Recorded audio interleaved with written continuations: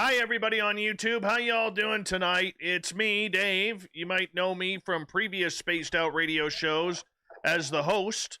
So, yeah, that's what I'm doing. Doing another one tonight, and I'm looking forward to it. You know, normally we're all about the woo. We're all about ghosts and UFOs and aliens, but every now and again, I like to step into the true crime because that's where we get some weird and amazing stories, and I mean amazing in the fact that, you know, it's amazing how people can treat people, man. It really is. And tonight we got a good guest for you guys lined up. Nick from True Crime Garage podcast. And, you know, Corn's the booking guy hitting another home run with this one. So we are going to be going here in just a couple of minutes. And Nick is sitting back, you know, hopefully, you know, looking at him, I'm just going to be honest with you. Looking at Nick's pictures, I think he's got a good beard going on. So, you know, it's high, it's tight. It's looking pretty good, styling and profiling. He's a little bit of Ric Flair in the whole True Crime Garage type of area, which is good. So he'll fit right in with us tonight. Hi, Renee. Good to have you here. Looking gorgeous as usual. Cat Chaser, thanks for coming on in, and thank you so much for kicking off the super chat tonight. Really appreciate that. Kimberly, how you doing? Thank you for coming on in. Brett Lewis is here, everyone, which means we can officially start the show. Hello, Bee's Nest. Thank you for coming on back. Gorgeous Tina, thanks for joining us. The lovely and talented Eleni. I always screw up your name. Eleni. There you go. Eleni is here.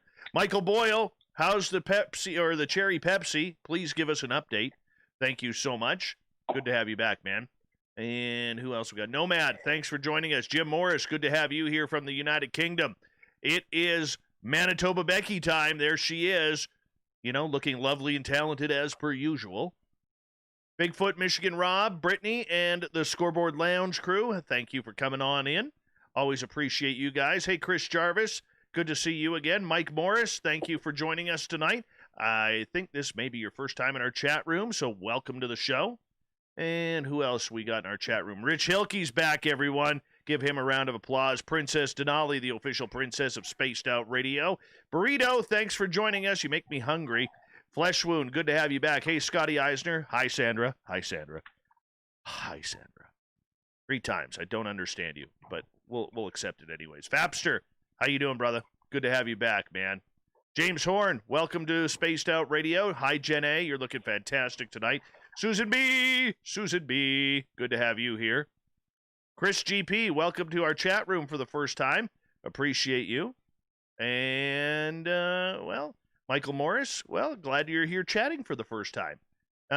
Eugene Braxton, this man is like my brother from another mother. He is one of the smartest men in this field. Eugene Braxton, I love you, buddy. Thank you for coming on in. I always love it when you're here. All right, let's see here. I think we're caught up here, Nick. I think I'm caught up. How is the cherry Pepsi? I don't know. I quit drinking Pepsi on June 1st. I thought we were to get an update. Well, he hasn't updated us yet. He hasn't updated us yet.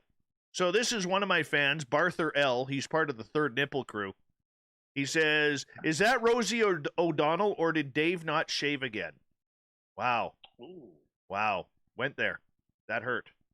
Didn't feel good on that one. Thank you, Barther. Mario, good to have you here. Justin, good to have you back. Pardon me. Michael says, Cherry Pepsi was drunk tonight. I am ashamed. That dark toxin is a seductress. Yeah, it should be. Shame on you, Michael. You should be quitting that by now. Dirty Fylth, good to have you back, buddy. Who else we got? Xavier, thank you for coming on in. We got about 90 seconds here. I'm pounding back oranges because I can't eat enough of these. Japanese oranges this time of year. Oh, yeah. Fantastic.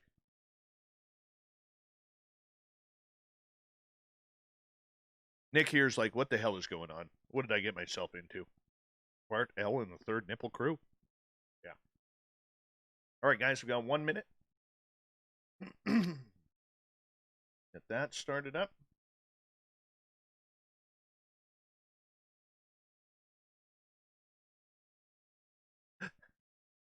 All right, 45 seconds, everyone. We're going to have a great show tonight. True crime on tap. Nick from True Crime Garage is here. Good solid beard on him. Likes a good beer every now and again as well. I don't think I'm wrong so far, am I, Nick? No. Well, the beard is no longer. That's an old picture. No. Don't tell us that. Don't tell us that. That hurts our feelings around here. All right, everyone. No, I can't keep a beard forever. That's what I said. 5 seconds, everyone. We're going to have some fun tonight. Remember to give us a thumbs up, hit that subscribe button. Here we go.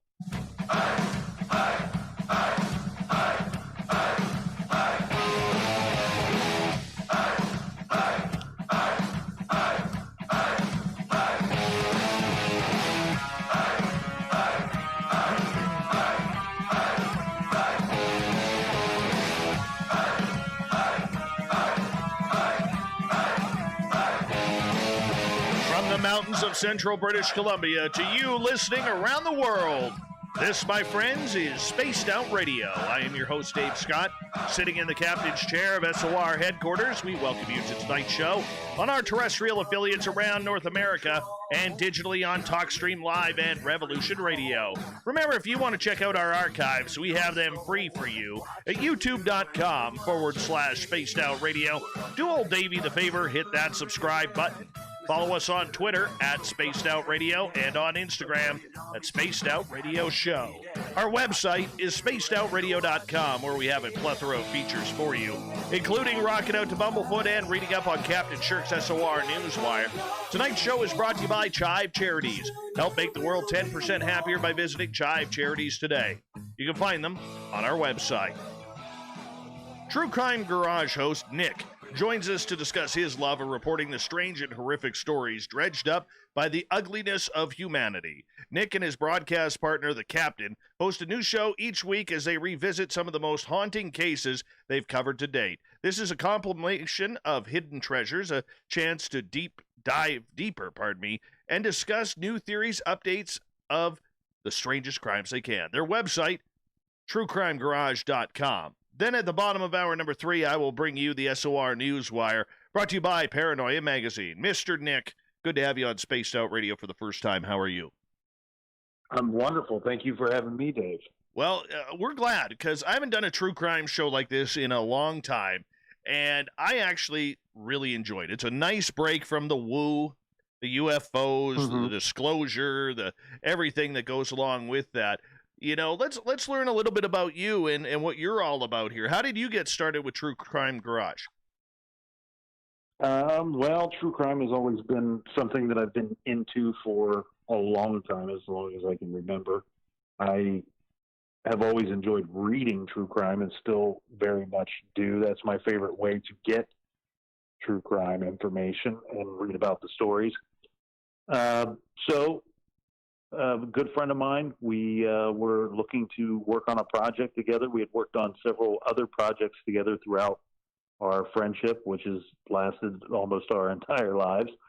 And he was moving back to the greater Columbus, Ohio area. We thought we would work on some type of project. And the strange thing was we were both listening to podcasts before you know, everybody listens to podcasts now, but we were listening to him way back when, and he had a background in recording engineering, and we had been in some bands together, so we both know a good deal about audio and equipment and trying to form an audience. And I said to him, I said, you know, these podcasts that we're always discussing when we're on the phone, when you move back, why don't we think about starting up one of our own? It seems like something we could do, kind of a natural fit. And he said, okay, well, what are we going to talk about? And I said, I have no idea. And after a couple of weeks of spitballing some ideas, I said to him, I said, you know, I think we should do true crime. I said, there's only a couple shows. Now there's probably 500 true crime podcasts out there. I said, there's a couple of shows out there and a couple of them that are doing it right. And I said, I think we could incorporate some things that from the people that are doing it right and then put our own spin on it. and let's do that. And he said, well, what do we call it? And I said, well, we're going to call it True Crime Garage. He said, why? That's a terrible name. I said, well, because it's going to be me and you talking true crime in my garage. It's the easiest way to explain exactly what you're in store for when you click that button, when you press play. That is awesome that you just had that idea and you kind of ran with it, because, the way podcasting is taken off these days, it's really given a lot of people an avenue to have, to have a public chat and express their own ideas, methods, and ideologies with people of the same ilk. And, how much fun have you had with this, man? I've had a lot of fun with it, but it's like anything else. It started off as a hobby, and it's turned into a job, and I'm very thankful for that. And but some weeks, most weeks, it is a lot of work, and there are some things that I don't enjoy about it. There's some tedious secretarial type work that wasn't there back when nobody was listening. But I think of these parts, I remind myself these are the rewards, even if they're tasks that you don't want to do or don't have time for. This is the reward of being lucky enough to have an audience.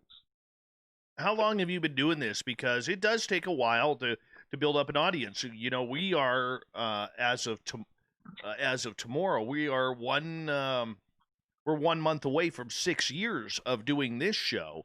And I think a lot of people, especially the fans, don't understand how much work actually goes in to doing this. Now, I do this 5 nights a week. You guys do it once a week. And there's a lot of energy and time and missed events that goes into that. It's personal. Well, we started releasing shows, I think, in October of 2015. It was either October or November of 2015. So we are right at the 5-year mark. That's awesome. That's awesome. And with that, you mentioned a little bit of why you chose true crime. For you and the captain, your partner there, what is it about true crime that really kind of excites you? For me, I love the mystery of it. So I strongly prefer when we cover unsolved cases, because there is so much mystery involved in telling, in piecing those stories together and researching the information. Yeah, and that's a big one too, is trying to figure out, because maybe, just maybe, guys like yourself have a question that hasn't been asked yet. Yeah, and that's what we're always kind of looking for when putting these stories together. Our goal every week is, first of all, to inform and entertain the audience. And beyond that, we want, when our crew shows up to listen to the show, we want, one, that they feel like they're hanging out with some of their friends and doing something enjoyable. But two, we don't want it to be just like any other show where we want you to be able to tune in. Maybe it's a case you already have some familiarity with, but we want you to hear something that maybe you haven't heard before, a little juicy nugget of knowledge that we can drop for you on some angle of the case that maybe hasn't been explored, or, as you said, something as simple as a question that hasn't been asked yet. Well, I want to ask you this, though. Are there certain types of cases that you will not take part of? Because I know for me, there are certain subjects on this show that I won't get into. How about for you? Well, there's certainly cases that I prefer over other ones, but I can't think of anything offhand that we say, no, this is off the table. Well, that's good. I mean, look, true crime is a messy business. I mean, we're talking about unpleasant subject matter. So to be willing to get in there and do that and spend so much time in it, dancing in the blood, if you will, it would be difficult to go into it saying, no, we don't discuss this or that, or, you know. So yeah, I can't think of anything. I can think of specific cases that we would like not to cover, but I can't think of a general topic within true crime that we say, no, we don't cover that. But I think one of the big things too is you're not, promoting the killer or the people who committed the crime. This is about trying to tell the story of the family.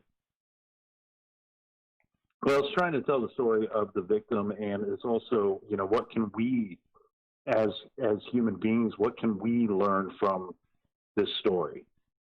Whether it be an unsolved case or a solved case, what can we learn from it and apply to our everyday lives? And of course, we're not cheering on the killer. That's the side of true crime that I absolutely cannot stand. I cannot stand it when I'm talking to somebody and they say, maybe they got. Sometimes you see people that have shirts on that are kind of celebrating some kind of serial killer, and sometimes you get in conversations with people that are, oh, my favorite killer is so and so, and it's like, we're not talking about football teams here. This is a monster, that is a soulless individual that decided to take the lives of people that matter and people that mean something, that have loved ones, that had their whole life ahead of them. And for anybody to celebrate that makes absolute no sense to me, though. I try to, you try to come to terms with everything and try to reason and rationalize things. And when it comes to that, the only thing I can come up with, I'm like, why would anybody be that way? Are they just somebody that's never experienced anything real or tragic?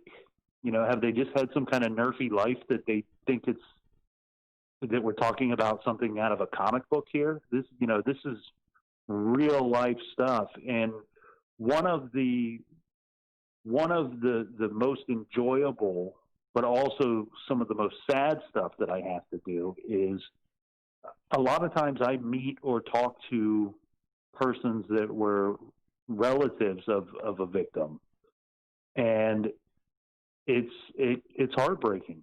And sometimes you're talking to a person who has lost a loved one 20, 30 years ago, and the pain is still very real, very real. No, that is very true.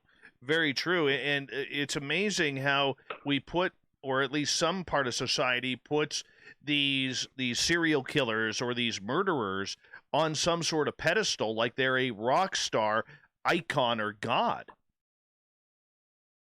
Yeah, and I'll tell you what, if anybody wants to have a conversation about who's more interesting, Hannibal Lecter, Francis Dollarhide, or Jane Gum, Buffalo Bill, that's a fun conversation. Let's have that. I don't want to sit around and talk about who do you like better, Jeffrey Dahmer or Ted Bundy. I want to ask you, how has your idea and your thoughts of humanity changed since hosting True Crime Garage?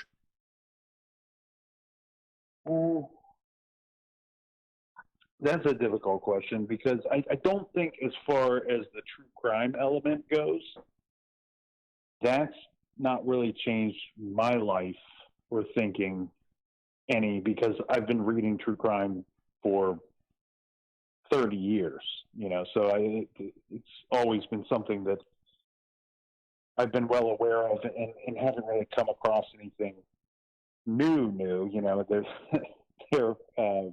that I haven't read in another case at some point a long time ago. So from the true crime angle, that's not really changed me any or conflicted me any. I will say that the thing that has been educational is the social media end of having a business that is a podcast. Can you go into that just a little bit? Well, I not without being rude, but here we go. I think right now, because of social media and computers and everything, and just the way that tech and society is, right now everybody has a voice. And back in the day, you had to earn that. And there was a reason why everyone didn't have a voice. And I think maybe some people shouldn't have one.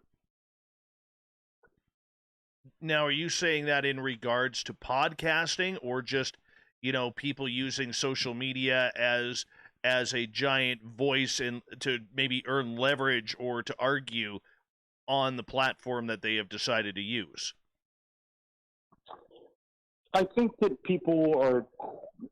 I don't think that, and this doesn't go across the board, of course. I mean, there's for every one nasty person out there, there's 1,000 wonderful people.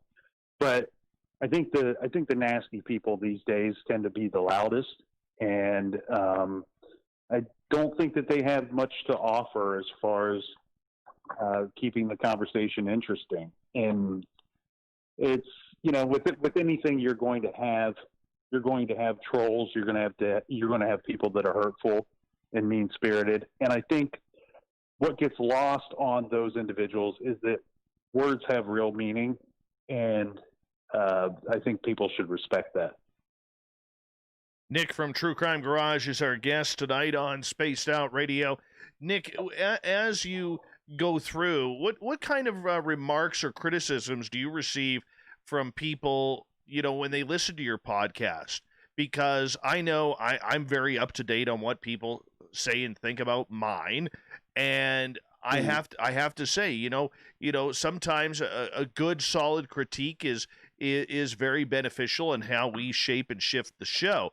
But for you, dealing with the subject matter that you deal with, is it hard at times when people, just feel that they need to criticize or try and get you to change your own game plan? No, I don't mind the critiquing of the show. That's not it at all. I think that what I'm pointing toward that I find annoying and is more so the people going at it, getting disagreements. We've seen situations too where people victim bash, or I nothing about critiquing the show, because if I were perfect, I wouldn't be a guy sitting in a garage doing a show. I'd be, in a high rise somewhere. So there's no confusion on my end for that. And I do very much appreciate hearing from the audience, the good, the bad, and anything in between, because without them, we don't exist. And if we're not getting better, then we're either getting worse or we're standing still, and we don't want to do either of those. So the critiquing, we welcome it, and we want to keep it an interactive show as much as we possibly can. It's just when sometimes you see squabbles between listeners online, or people that can be very harsh on people that are actually victims in our story. And that is something that I don't care for. I could just imagine, because, I mean, it's amazing how people are at times. We break things down to such a finite detail these days that we're looking for anything to nag on. Is that kind of what you're getting at? Yeah, and like I said, it's few and far between. For every one nasty person out there, there's 1,000 wonderful people. But like I said, I think that sometimes, given the platforms that we've given that are so freely available to everyone these days, the nasty people seem to have the loudest voice, and that's just shameful. So why do it? Why do the podcast, True Crime Garage? Why do it? Oh, I love doing it. I love doing the show. I love putting out the stories. I love putting the stories together.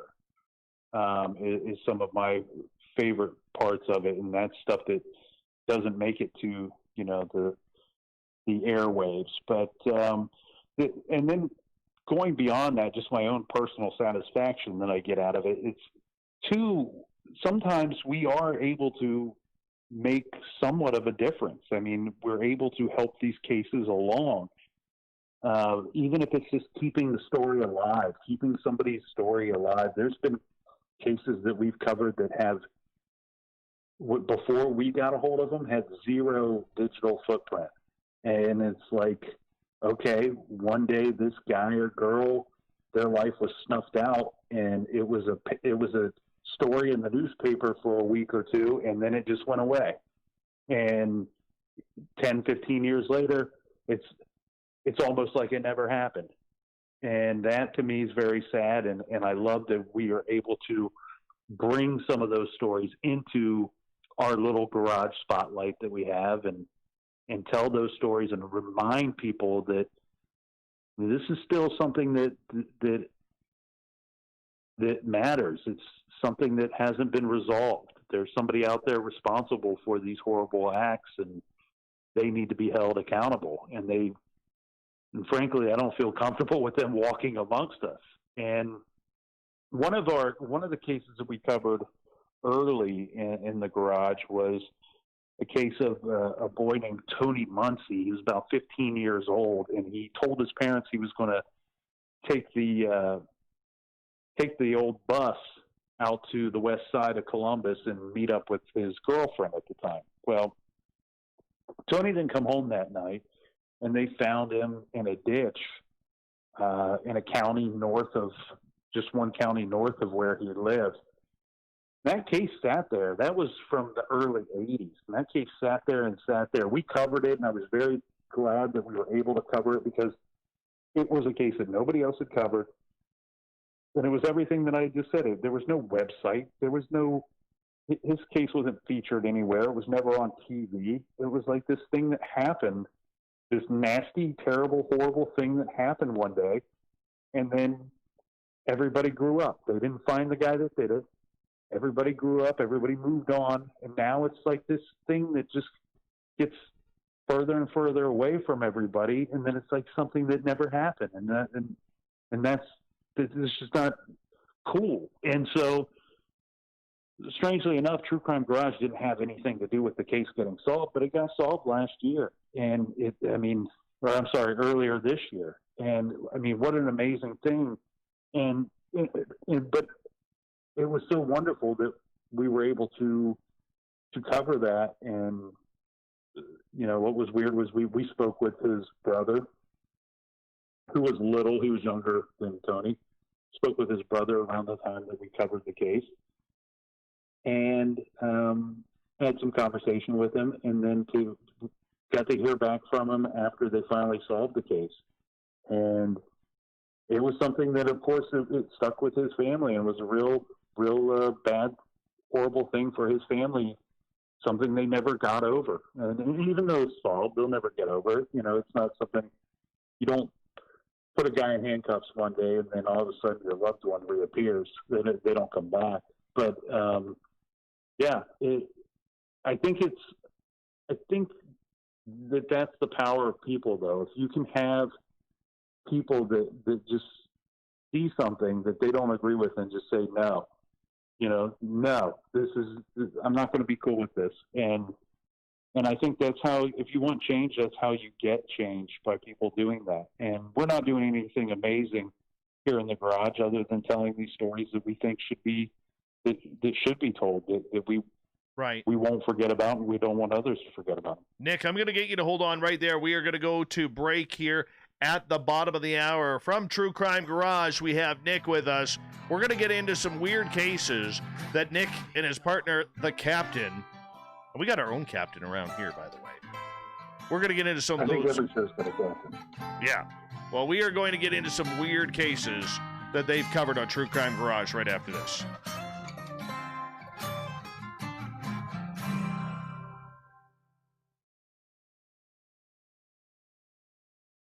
All right, man, we're clear.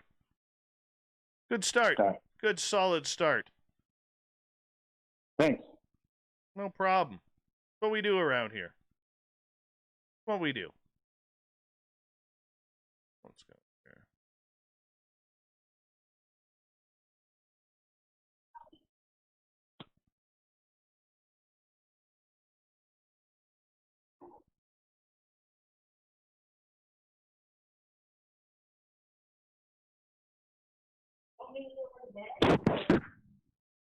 Oh, you okay? You didn't trip and fall there, did you? You didn't get murdered?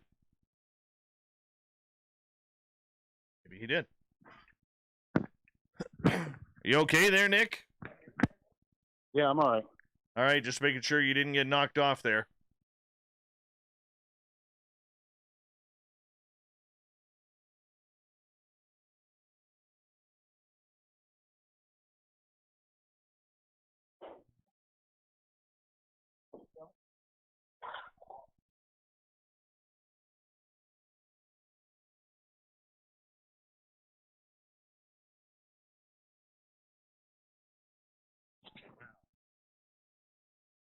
Let's see here. What are we going here?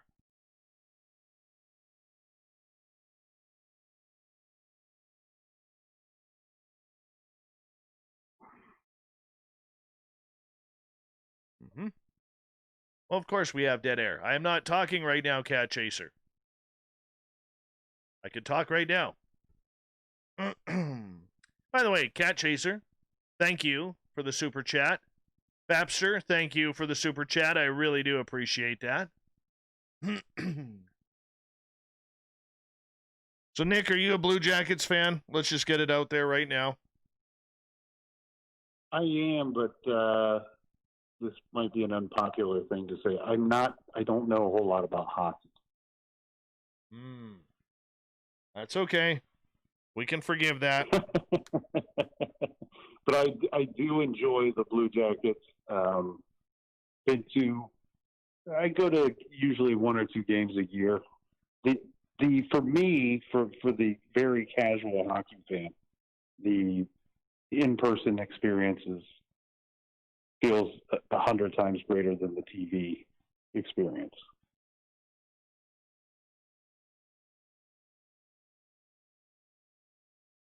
I just miss covering the games. I used to cover the NHL. Oh, wow. Yeah. All right. What do we got? 2 minutes? Yeah, we got 2.5. 2.5. Okay, I'm going to set my phone down for 2. I'll be back in 2. No problem.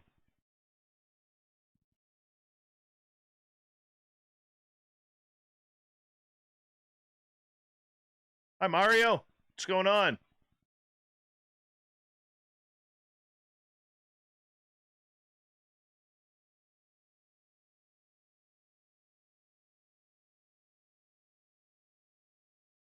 I think you're right, Brett. Hey, Fabster, thank you again for the super chat, brother. Thank you. I really appreciate that. You're way too kind to me, man. Way too kind to me. Where's Corinth's question? What if, when waking up in the morning, you brushed your body for fingerprints and found many that you could not figure out whose they were? That's what you call Las Vegas, Corey.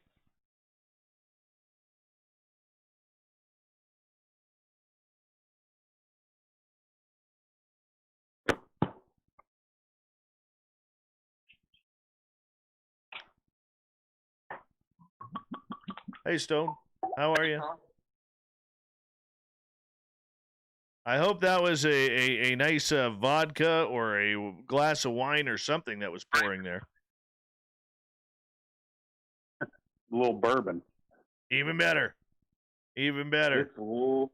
It's late here on the Eastern time zone. It's 12:34. Not that late yet. When we end, it'll be late. There you go. I have a little bourbon here that will keep it up. Oh, you have that nip, man. You have that nip. That never hurts anybody.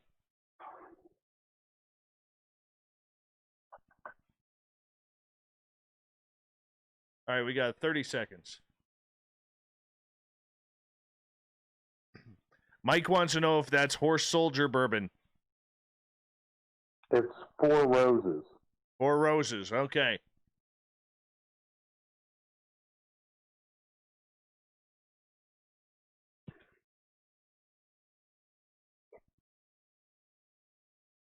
All right, 5 seconds. Thank you, everybody, for super chat. Thank you for the thumbs up. Here we go, everyone.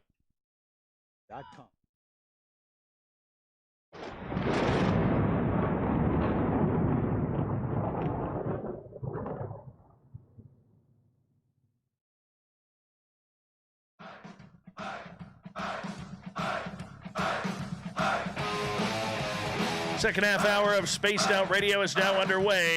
Thank you for joining us tonight. I am Dave Scott, sitting in the captain's chair of SOR headquarters. Really appreciate you taking the time. Want to remind you that if you missed portions of this show or others, you can check out our free archives by going to youtube.com/Spaced Out Radio. Do me the favor, hit that subscribe button. Our website is spacedoutradio.com, where we have a plethora of features for you, including rocking out to Bumblefoot and reading up on Captain Shirk's SOR Newswire. Follow us on Twitter at Spaced Out Radio and on Instagram at Spaced Out Radio Show. Tonight we are talking true crime from the podcast True Crime Garage. We got Nick here, and he's hanging on out, going to tell us some weird crime stories. And Nick, where I want to start this next segment is with a series you did on the Missoula Mauler. Fill us in on that one, man. Well, that's a rare case of a Montana serial killer. They don't have too many. You know, there's not as many people in Montana, as big as that state is. But I think that he is, the moniker that they give him is the Montana's first and only serial killer, and his name was Wayne Nance. He served in the Army or the Navy, and he had a couple of victims before he went out and served for this great country. And then when he came back, he had a few more, and he was hiding in plain sight, as they say. This was one of those guys. This is a very dangerous type. He was the type that some of his victims were in their own homes, and he would break into the homes or sneak into the homes when they were gone and wait for them to return. And then when they would return, he would attack the victim, or in some cases it was more than one victim. And he was a pretty young man. He started, his first kills were a woman that he knew. It was actually a friend of his friend's mother that he killed, and he was a senior in high school. And he was actually a suspect in that case, but there was a bit of a big disagreement amongst the police department in the area, the sheriff's office there, where about half of the officers thought that he was good for this murder, and the other half thought, you know, how would a senior in high school do this? And they suspected the husband. And that murder actually wasn't solved for, I think it was about 12 years later. He attempted to attack a woman in her home, and it was a woman that he worked with at a furniture store. And he broke into the home and tried to tie up and kill the husband. And he got pretty close. He wasn't successful doing that, thank God. And the husband got the best of him, fired a single shot, hit Wayne, and then proceeded to beat him pretty badly with the rifle. And Wayne didn't survive. He's one of the very few serial killers to be killed by a victim, and he didn't survive. And once they were looking into his background, they said, well, wait a second, he was killed attempting to do this. Oh, we remember he was a suspect 11 and 12 years ago in this other case. And sure enough, when they went into his home, they found some items from that first case and from a few other cases inside his home. And so they were able to clear several cases by finding those items and realizing that he was the killer of several people. He was a suspect in this child murder that took place right around, the same area in the same time frame. And I think he was a suspect for years in that case just because he was active and alive. And on Monday of this week, they actually solved that case with DNA, and it turned out not to be Wayne Nance. I never really thought that it was Wayne Nance, but yeah, we're living in the golden age of solving cold cases, and it's exciting stuff to see that they're able to use this technology nowadays to clear up a lot of these old cases. The one that was solved on Monday, forgive me, I don't have my notes in front of me, but the victim, that case would have been from the early 80s. And so it sat there cold for all these years, and finally it's solved. And her father and sister are still alive. They were at the press conference and very happy to finally have that solved. I bet. With somebody like Wayne Nance, I mean, this was a gentleman who really didn't care about the age or the sex of the person. He was just out to kill, almost to tap into his own fetishes. Yeah, his targets were women of a certain age, primarily, mostly adult women. And when it comes to communicating about the sex, that is absolutely true. But any male victims would be just because they were in the way of the target victim. Right. Well, that's just kind of creepy at best. And, it's weird to think that he is one of the very few serial killers that was actually shot and killed by one of his victims. I mean, that is a giant rarity in the field of true crime, is it not? Yeah, it's pretty rare. And in fact, I think that I think Chris Wells is the name of the victim that he was attempting to kill. She was a manager at the furniture store where he worked, and he seemed to have a pretty hardcore infatuation with her. And he was snooping around their house looking to break in. He was similar to the Golden State Killer, where he would break into these homes, sneak into these homes sometimes when victims weren't there, and he would go through their stuff, and he would manipulate the house and set things up for him for later, so he could come back in at another time and victimize these people. And I think he was pretty set on doing something, that night. But what happened was the couple, Chris Wells and her husband, came home, and he's outside peeking in their windows. And, the husband says to him, "What's going on here, Wayne?" And he says that he saw somebody attempting to break in or messing around with their place, and he chased them off. And so he kind of used that ruse to work his way into the house and attack the husband when he turned his back on him. And like you said, he is one of it's rare for a serial killer to be killed by a potential victim. But the interesting thing with that is Chris Wells and her husband have been out to Quantico at the FBI Academy several times to educate the agents and do a Q&A with them about their violent encounter and their fight for their lives inside their home against this guy. And I find that interesting. I'm gonna get you to move a little closer. I'm gonna get you to move a little closer to your mic. You're sounding a little muffled, if you don't mind. Okay, sorry about that. But yeah, they go out to Quantico. They've been out there a few times to discuss the case with the agents out there. That is interesting.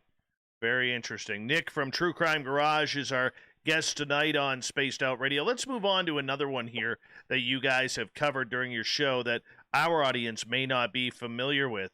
Tell us who Ray Rivera is.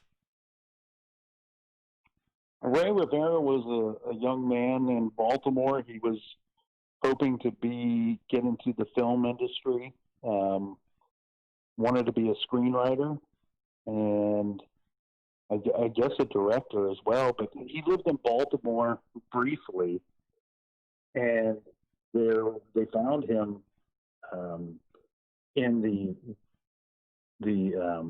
excuse me, the name of the hotel escapes me at the moment. The Mount Vernon or the Belvedere Hotel? The Belvedere Hotel, yeah. And it took over about a week to find him there. He was missing. His wife was out on a work trip, and he left the house in a strange manner. They had a house guest. The house guest says he got some kind of phone call. He said an expletive, and then he kind of stormed out the door, and they didn't find him. And now they found his vehicle. They couldn't find him for about a week. They found his vehicle about a day before they found him. And some coworkers of his that were helping in the search for Ray, they're out walking on this parking garage, and they happen to look down and they see a hole in the roof of the Belvedere Hotel, a couple stories down. And somehow Ray went through the roof. He caused that hole, and his body was found in this portion of the building that was very rarely used. And he had been there probably since the night that he went missing. And the mystery has always been, well, how did he get there? Because it wouldn't be where the hole is in location to the places where he could have jumped or been thrown from. It's pretty difficult to get him where he ended up. So the mystery's always been how and why did he get there? And was it suicide or did somebody make him do something, or was he killed? Was he thrown? What do you think happened there? It's not a popular conclusion, but I think that he committed suicide. There were things going on in Ray's life at that time where it appears that he, from my dumb guy sitting in the garage angle, it appears to me that he had some type of psychotic break, and I think that he very likely ran as fast as he could and jumped from a location. There are some locations where it's much more feasible for him to end up where he did than, to be frank with you, I think Unsolved Mysteries covered it on their most recent stuff on Netflix when they came back out. Maybe not their most recent stuff, but when they came back out this year in July, they covered it. It was episode 1, and I think they sensationalized it a little bit, to be honest with you. I think they made it more of a mystery than it might be. There are certainly people that don't believe that that's even a possibility. His wife has been very vocal about his case. She doesn't believe that Baltimore PD gave it their best effort. And that might be the case. She might be right on that. And I know that his brother, Ray's brother, certainly doesn't think that Ray would have committed suicide. But look, a psychotic break, it doesn't mean that it might not have been the old Ray that you were used to that jumped off that building. I think that something happened, and the mental health, is not a great. We don't do a great job of working with mental health and working on mental health in this country, and it's a difficult subject to address anyway. So it makes it complicated all around. But I think that's probably what happened with Ray. It's unfortunate. It's tragic. The guy was super. Everything I could tell, super great guy, very loved, very liked. Wasn't there some question on how he got to the roof of the Belvedere? Because there was a lot of locked doors that he would have had to have gone through? Yes and no. That's one of those weird questions. And you see this once in a while with true crime, with these cases where I guess it's like anything. Depending on who you ask, it depends on the answers you're going to get. And there are a lot of people that would say, well, it would be impossible for him to get up there without being seen or without being granted access to locked doors, locked windows, and such.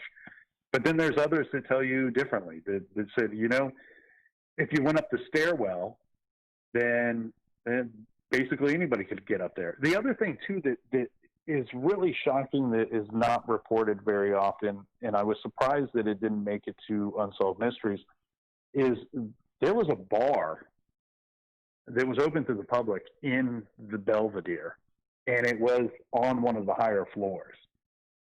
So that seems to me like even Nick from True Crime Garage could have walked in that elevator, went up to that bar, and maybe made my way elsewhere from there.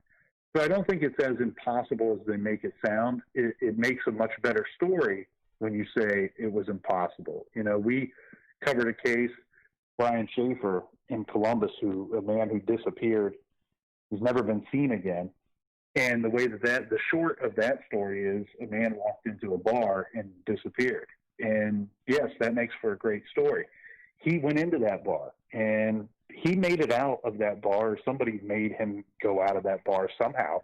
He's just not caught on camera ever again.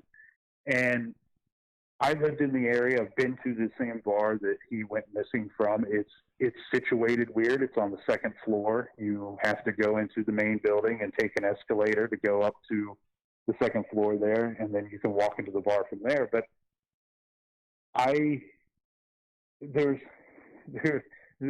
say he had to have gone out of one of three doors, and one was an area that's under construction, and the other was the staff and employees only area, and then the other was the escalator and then out the front door to where all the public would go.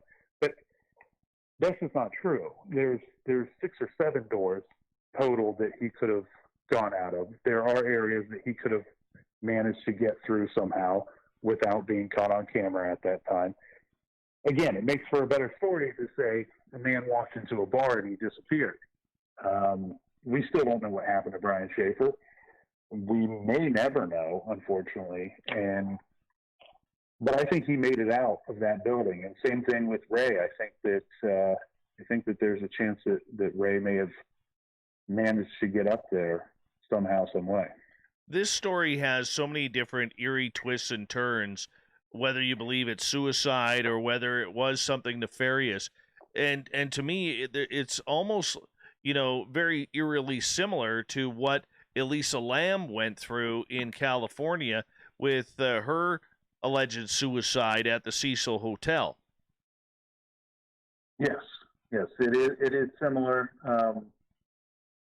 Elisa Lam's case is a very strange one. We've covered that one as well. I don't know. I don't think I'm going to give you the answers that people want to hear. Lisa Lam, I think, was look, if she managed to get herself into that, it would not have been impossible for her to get herself into that vat or whatever we want to call that. It's her case is disturbing to me and disturbing to many, but the thing that really bothers me with her case is I see a building that's mismanaged, that you have people in the public staying there who stay there and believe that they're safe, believe that they're receiving a certain level of security and they have a certain level of safety while they're there. And that's probably part of the price that you pay to stay there in the cost of your room.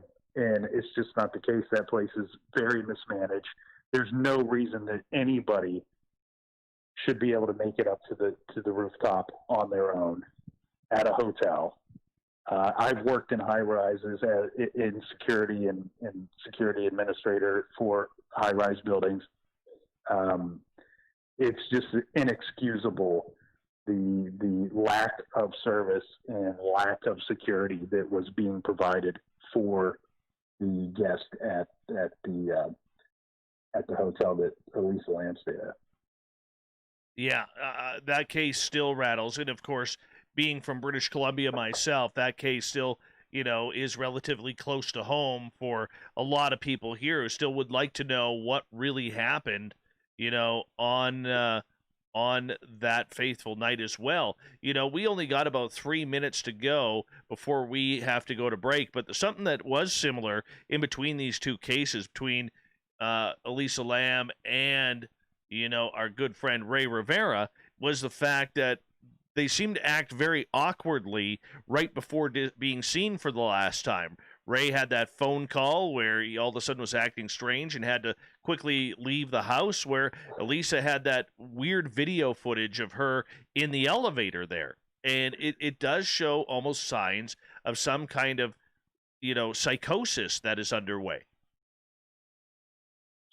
Yeah, Elisa had some issues that were known beforehand, and Ray may have been going through something that was coming on pretty quickly. And what I would really like to know in Ray's case, and there is still, I don't want to just dismiss it so quickly and say it was suicide 100%. There's certainly a lot of mystery in Ray's case, and there's some questionable things as well with people that he was with or associated with may not have all been on the up and up. But the thing with Ray's case that I would most like to know is what was going on with the house guests. What's the house guest situation? Because that's a part of the story that they really just gloss over when telling it on Unsolved Mysteries and anywhere else that I've seen coverage of Ray's case. It's bizarre that house guest may have been the last person to see Ray that knew Ray. Obviously there were people that would have seen him between the house and where he ended up, but maybe they didn't know Ray. Maybe it was just somebody on the street or where he parked his car. That's a part of the story where I'm very. I really wish that they wouldn't have glossed over it so much. I think that there's something there that might provide some kind of answer, some kind of detail that's missing. Are you surprised that there is no real suicide note or anything really detailing outside the death of the body and how it was found? Yes, I am, because that doesn't strike me as Ray's personality, to leave his loved ones hanging, so to speak. I don't think that he would want to cause them any more hurt or harm. Like I said, he was very well liked, very well loved by his family, and you don't just get to be that way without being loving and liking your loved ones as well, and showing that. So, yeah, I think it's a little bizarre. There was that note that was taped to the back of his computer. I can't make heads or tails of that note. I don't know that anybody can. Right. That's where I wonder if this is signs of a psychotic break. On that note, I'm going to get you to hold on right there, because we are going to get into more cases here on real crime, true crime, and some of the strangest cases that we can find with Nick from True Crime Garage. His website, if you want to check it out, they go brand new with new shows once a week. Nick of the Captain. TrueCrimeGarage.com. Make sure you check it on out. Throw them a few bucks for their beer money, because they like to have a beer when they're doing the show. Spaced Out Radio continues right after this.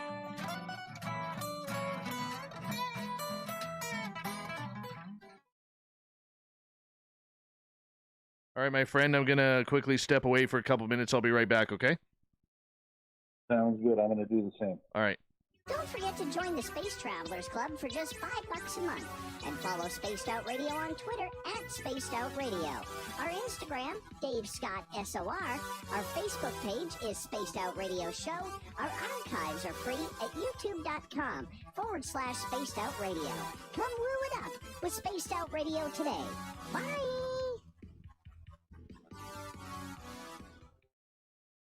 We are scouring the world for the most intriguing stories of your day. Take the time to read up on the SOR Newswire, where our team, led by Captain Shirk, will deliver to you some of the best paranormal and supernatural news, along with some stories that will blow your mind from the weird to the wacky. It's the news outside the news that piques interest, and that's what we're looking to deliver to you. The SOR Newswire, only at spacedoutradio.com. Hey, space travelers, this is John Resig, founder of the CHIVE and CHIVE Charities. If you know anything about our website, you know we like to do things a little different. We're not some faceless organization collecting money for a nebulous cause. Our donor dollars go directly toward life-improving items. Then we give those items directly to an underdog who needs it most. To become a donor with Spaced Out Radio's official charity, CHIVE Charities, just go to chivecharities.org/donate. For the price of 1 cup of coffee a month, you can become an SOR Space Traveler.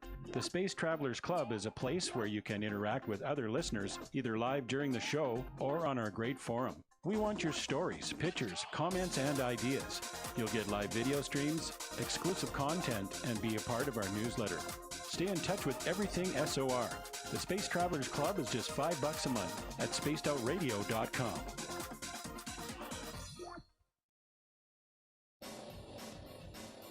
We all know on Spaced Out Radio we love a good beard and mustache, so why not take care of your facial hair with Mighty Moose Beard Oil? Made in Canada, we're taking care of beards and stashes around the world. We use 100% natural ingredients with our oils and balms to make your whiskers feel silky smooth. Use promo code SOR2019 at MightyMooseBeard.com today.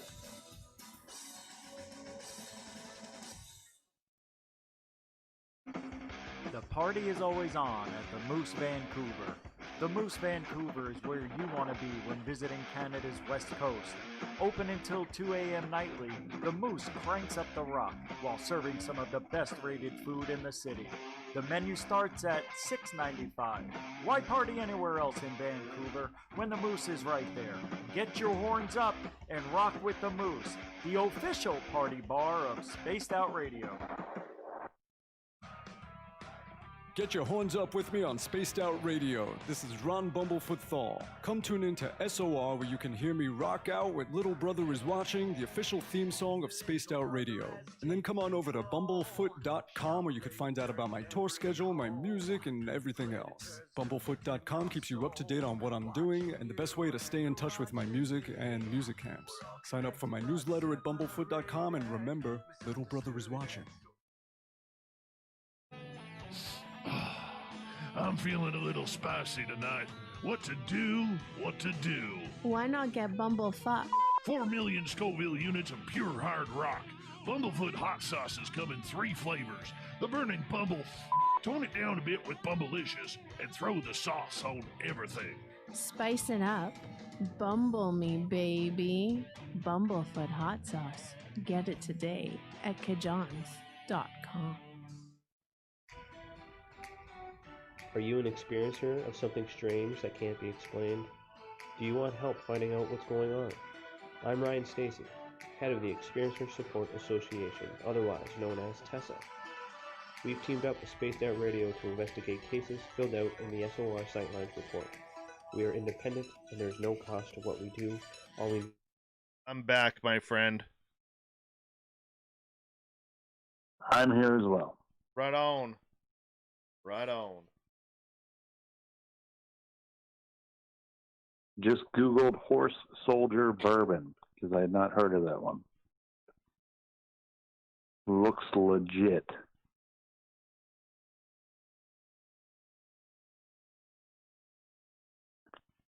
Yes, Vinny, that was Little Richie G on the Moose commercial.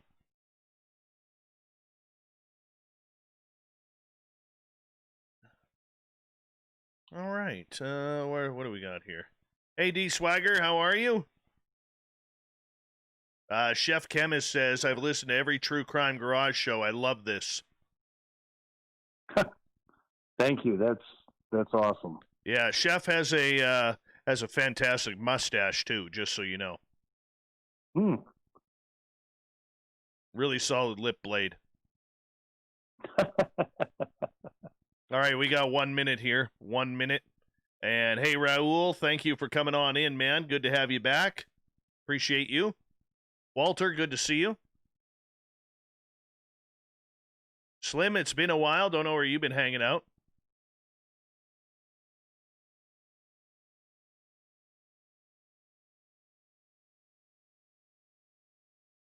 Thank you to FAP for the double shot of Super Chats. Thank you to Cat Chaser. It's a great way to support what we do here. Hey, Big Rob, how you doing, man? Good to have you here. And don't forget, if you're new to this channel, hit the thumbs up, hit that subscribe button. It's a good way to support what we do. We got new swag coming very, very soon to our new store, and it's going to look real good. Real darn good. 10 seconds, everyone. Cashew, how you doing? The gorgeous and lovely Kira is in the chat room as well. Hello, Kira. Hello. All right, here we go. You're listening to Spaced Out Radio with Dave Scott. Follow Dave on Twitter at Spaced Out Radio and on Facebook, Spaced Out Radio Show. Hour 2 of Spaced Out Radio is now underway. I am Dave Scott, sitting in the captain's chair of SOR headquarters. Thank you so much for joining us tonight. We welcome back everyone listening in on our terrestrial affiliates around North America and digitally on TalkStream Live and Revolution Radio. Remember to check out all of our archives. They are free for you at youtube.com/Spaced Out Radio. Do old Davey the favor, hit that subscribe button. Follow us on Twitter at Spaced Out Radio and on Instagram at Spaced Out Radio Show. The Desert Clam has set the password for tonight in the SOR Space Travelers Club. What do we got here, Clam? Pointy shoes. Pointy shoes is your password. Use it wisely, Space Travelers, as the Clam sets a password each and every night right here on Spaced Out Radio.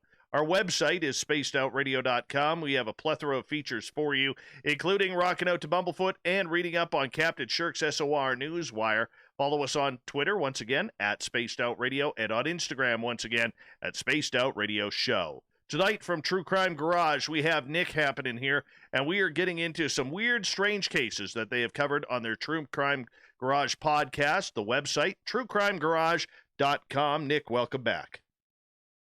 Thank you. Thank you once again for having me. Not a problem. Not a problem.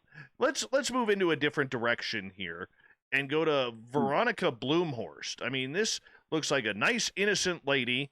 She liked her dolls, which is eerie in the first place. But what happened with her?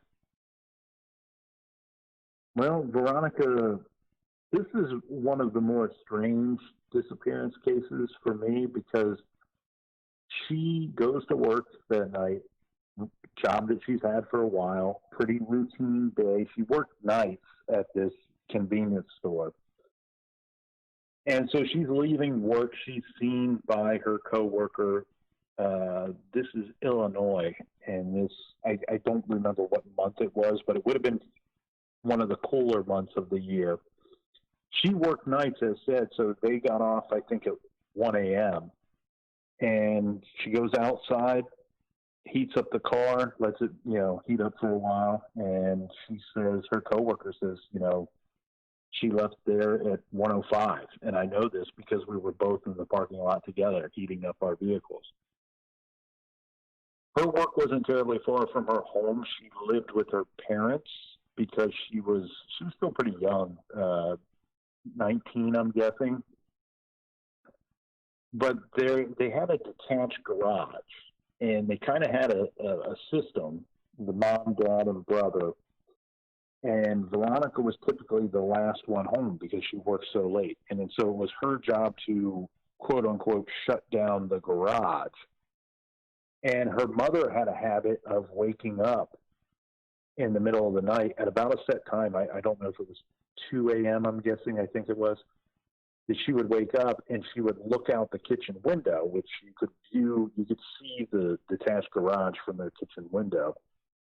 And she could verify that her daughter made it home by seeing the garage having been, again, shut down in its shut down state, which I'm guessing means garage door shut, lights off, the man door closed and locked. The people think that's a weird term, but that's the term for the door that the people walk through, not the big garage door.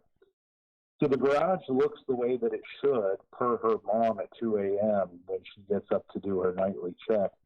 So everybody thinks that Veronica is home and in her bed sleeping, and she's supposed to drive her brother to school the next day because her brother is having some kind of vehicle trouble. And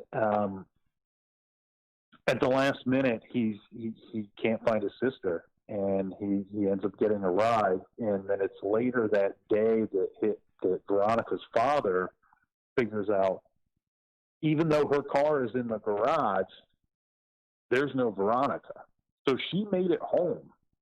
She made it home, or somebody intercepted her between work and home and put her car in the garage and did all the things to close the garage down that she would have done.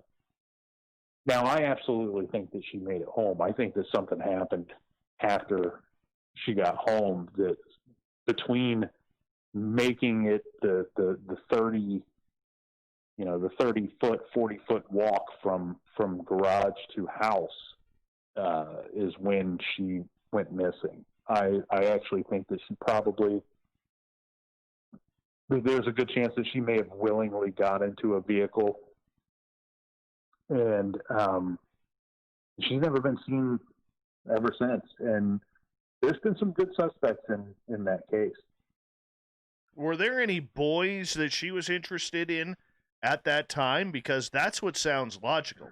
19 years old, probably wants a boyfriend, or maybe there's somebody who had interest in her. So she had a boyfriend. She definitely had a boyfriend.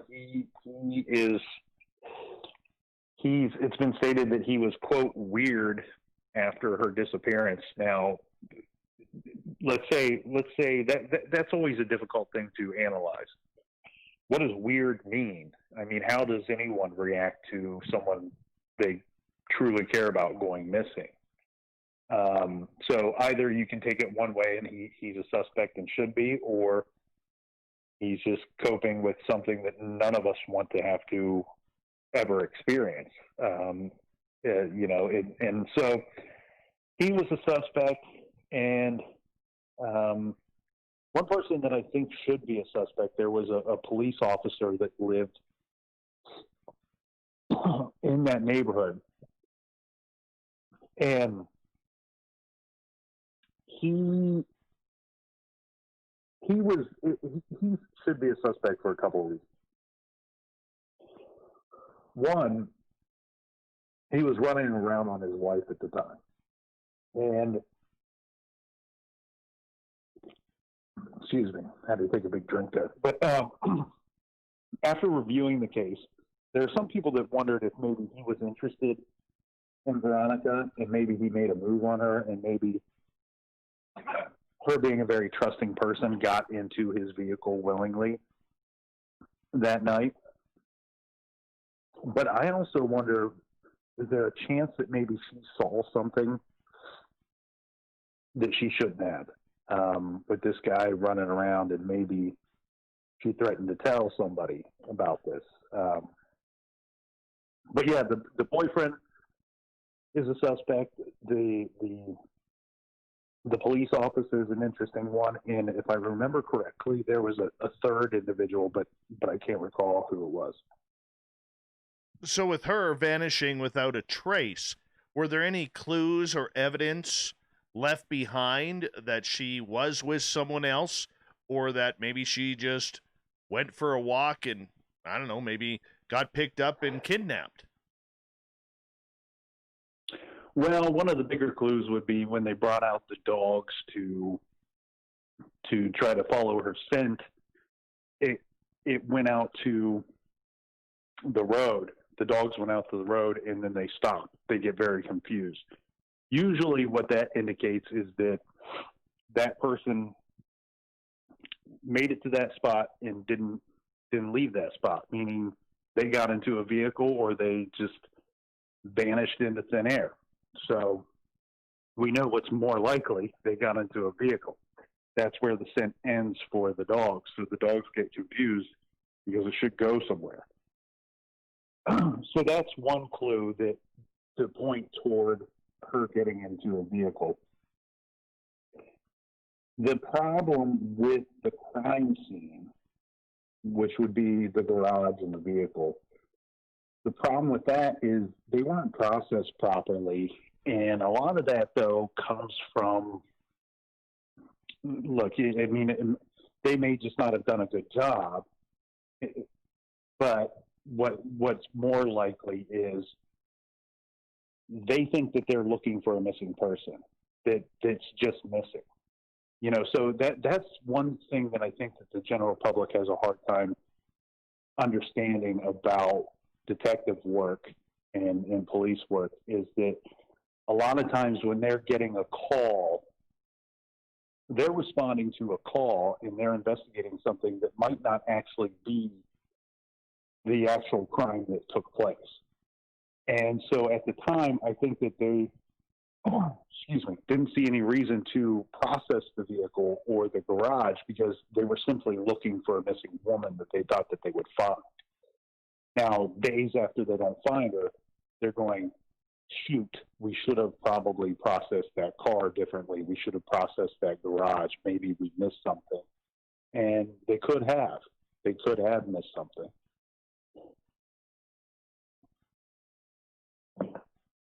It's been almost 30, 35 years since she went missing.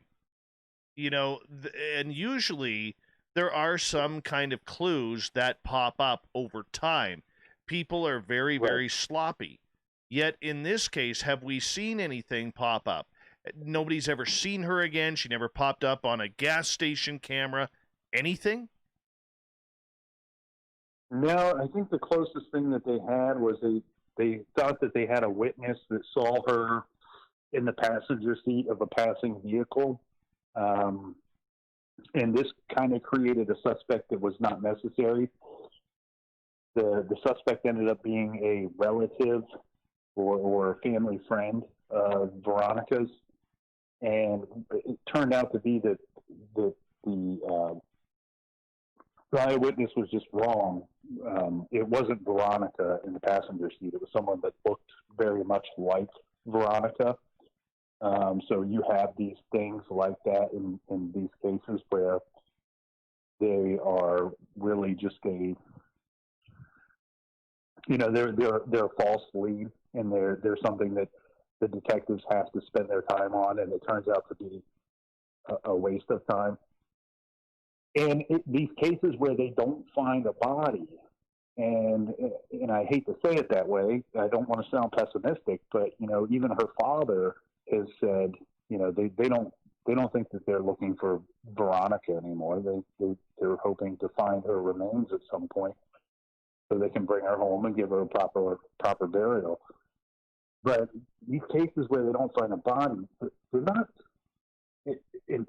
not extremely rare. They are rare, but it's weird. To me, it's weird when there's not even a are they alive or dead answer. It's those ones are always very strange for me. But who knows? Maybe the cop did something and he has knowledge of how these things are investigated, or the best ways to hide something that you don't want somebody to find because of his law enforcement background.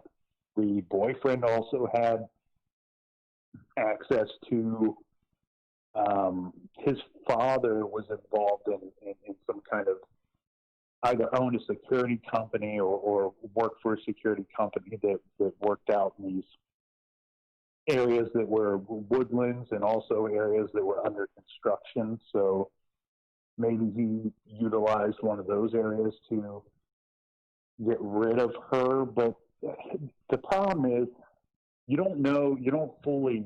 nobody can fully understand the dynamics of a relationship between the boyfriend and girlfriend. But I didn't see anything on the surface that would point to reasons for something to go bad between the two of them. All right, let's shift gears here. Chef wants to know from our chat room about the John P. Wheeler case that you've discussed. John P. Wheeler? Yes. I'm not. That doesn't ring a bell. Now, we've done over 400 episodes, so if the chef could maybe provide a little more detail. I believe this was the American businessman, chairman of the Vietnam Veterans Memorial Fund. Maybe? I totally appreciate the chef. I think that he might have a different show that he's thinking of. All right. Other than True Crime Well, Village. let's move on here. You did a story recently back in August called The American Nazi. Now, this one just seems a little freaky right off the bat because I think we all pretty much cringe the minute the N-word is thrown around like that. You know, but I mean, this guy that you got a photo of, he looks pretty creepy. Yeah, he was, I mean, you know, today we have people that will label somebody a Nazi, and maybe it's unwarranted, but this situation, no. This dude was very much every bit of the American Nazi. You can see him wearing the outfit right there on our website. And this was a weird story because it was something that 60 Minutes was covering before he was murdered. They were covering him and his little group because of what they were trying to do. They were trying to shut something down. It had something to do with the local labor. The problem was this guy was I believe he was a plumber, and he had fallen out of work when the housing market, when the market crashed back in, what was that, 2007, 2008. He was out of work, and he had trouble finding work, and then he got into this group of these hate speech people, and I really found this guy to be just a big fat loser at the end of the day. I mean, he was somebody that, look, yeah, he had some problems, and were things not going his way? Yeah, they weren't going his way, but I think he was putting a lot of effort in his little Nazi movement and not so much effort into finding a job and doing the right thing. And his son shot him in the head in the middle of the night while he was sleeping on the couch. And I think that there was probably a lot of stuff going on in the house at the time. This is one of those weird stories where you have a victim, the man that lost his life, and it's hard to feel anything for the victim. And I hate to be that way. I want to be a better person than that and more evolved than that. But I saw an individual that you know, his loved one said that he was a good father and whatnot, and I didn't see that. And of course, they know him much, much better than I do, but I didn't see that. I saw somebody where the police had been called to the house multiple times for domestic disputes, for domestic things involving the children, and I saw a guy that was not working, not providing for his family, and was dressing up like a Nazi, teaching his son how to use a gun at a very young age, at an inappropriate age. And he was, I don't know. He didn't deserve to die. Nobody's saying that. It's just, this was one of those weird situations where, one of the only situations that I can think of that we've covered a case where we have a victim that it was hard for me to feel much compassion for. Yeah, and it's hard to find compassion for that. Did the son ever admit why he murdered his father? So the son was very young. He was like 10. And I think at the time he was one of the youngest people to be convicted of that in their state. There was definitely something going on there where his current wife said that it bordered, his discipline of the boy bordered on abuse, borderline abuse most of the time. And the son seemed to not have a full understanding of what it is that he did, what the consequence of what he did was. Not only so much so that he would get in trouble for it, but not even a full understanding of, oh, my father's dead now. He's gone forever now. The boy was young, and he said some things during questioning with police that were obvious that he didn't have a full grasp of the consequences of his actions. Well, at 10 years old, how can you? Right. You know, I mean, it's a tragic thing, and look, I'm a gun owner. There are people that are for guns, against guns. I don't really have a hard stance on any of that. I see the benefit in having guns. I also see the benefit in not having guns. But if you're going to have guns and you're going to have them in your home, the number one thing is you have to be responsible. You have to be responsible. I'll say it 30 times. You cannot have these, they're killing machines, and you cannot have them available and accessible to people that don't know how to use them, or in this situation, don't understand the consequences of using them. Very true. Yeah, the kid took his father's gun and shot him in the head. I mean, the kid should have never had access to that gun. No, absolutely. But was there signs of abuse in the house? Well, I mean, the police have been called several times. They never charged him with anything. So in his defense, that's the truth at the end of the day. If there was enough to charge him, they would have charged him, but they never did. But a lot of times where there's smoke, there's fire. I don't know. I don't know that I would say 100% certain how bad the abuse was. I think that this guy probably had a temper, and I think at times he probably got a little more aggressive than just disciplining his child. But the other thing, though, too, about that is we're talking about a situation where this guy is hosting Nazi meetings inside his home. And you just wonder at the end of the day, when this child is exposed to that type of propaganda and hate speak and those kind of things, how is he supposed to have any empathy for other people or compassion for other people when he's hearing his father, the male role model in his life, at his very young life, talking about groups of people and how they don't deserve to live in this country and shouldn't live in this country. And I can't imagine what that does to that little tiny spongy brain of a child, you know, just absorbing everything. How can they have any full understanding or compassion for human life and other people? Very true. Very true. My friend, I'm going to get you to hold on right there because we are going to take a break here at the bottom of the hour. Our guest tonight on Spaced Out Radio, one half of the True Crime Garage podcast. We got Nick with us, and we're going to continue with some very interesting cases that they have covered on their fantastic podcast. TrueCrimeGarage.com is their website.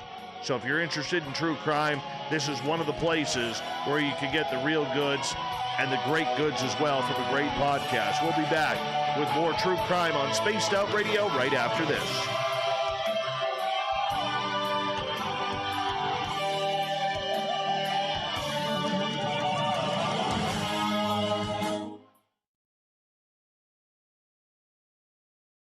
All right, we're clear. Having fun yet? I'm having a good time. I'm going to have another bourbon, actually. Nice. Very good. Well, it's late enough here that I have to time this perfectly that I can do the show with you and then fall asleep as quickly as possible after the show. It works. Yeah, I got stuff to do at 8:30 in the morning.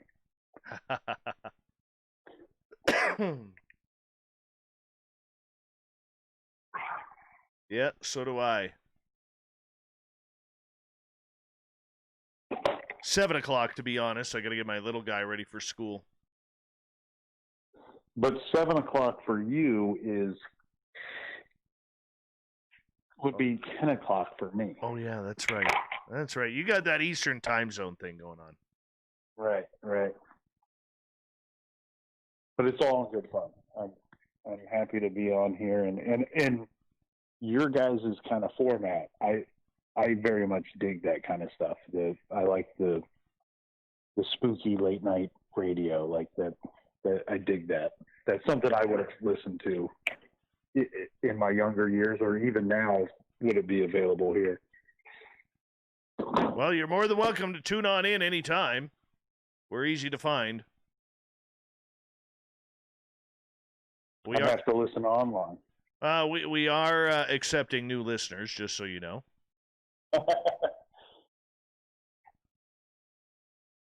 You're on 5 terrestrial channels? Yeah. 4 in the U.S., 1 up in Canada. Nice. Yeah. So you are in Canada. Yeah, I'm in British Columbia. I am about 5.5 hours northeast of Vancouver. We got to ask you a couple questions. We ask every guest this, and I'm getting harassed by the people in the chat room. So we'll ask you a couple of questions here, Nick, if you don't mind. Go for it. All right, question number 1. What is your opinion of eating breakfast for dinner? I enjoy it, but rarely. It's not something I would do very often, but yes, sign me up. Another good man gone to waste. Good man gone to waste. Oh. No breakfast for dinner for you? Nope. That's why they call it breakfast food. Yeah? Yeah. I don't know. I think that it's a cheap, delicious way to feed a family. So once in a while, I'm for it. I think the reason why that I'm for it is that I don't eat much breakfast regularly. So I probably have breakfast 3 times a month.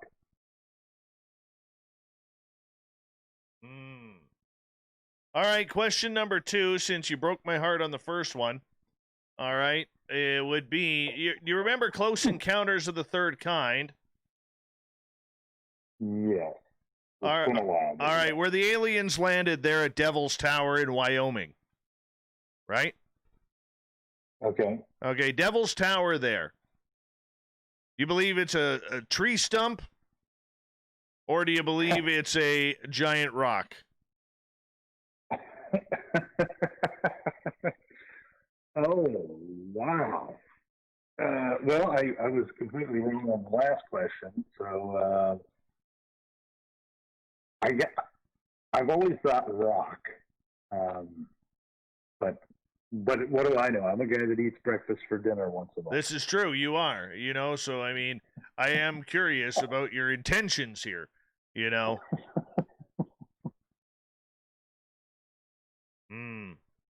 Yeah, the audience is pretty proud that you're a breakfast for dinner kind of guy. Oh, man. Strange people. Again, I think it's because I don't experience it that often, so I need another avenue to get the bacon and eggs and home fries and the amazing amount. The one thing that blows my mind is the amazing amount of names that we've come up for potatoes on this planet. Seemingly they're prepared very much in similar fashion, yet there's 10 different names, a dozen different names for that. All right, my friend, hold on 1 second. Here we go. We got 10 seconds here. Hold on, everyone. We're going to restart this radio show, if you don't mind. Get rid of this misery of breakfast for dinner bullshit. Here we go.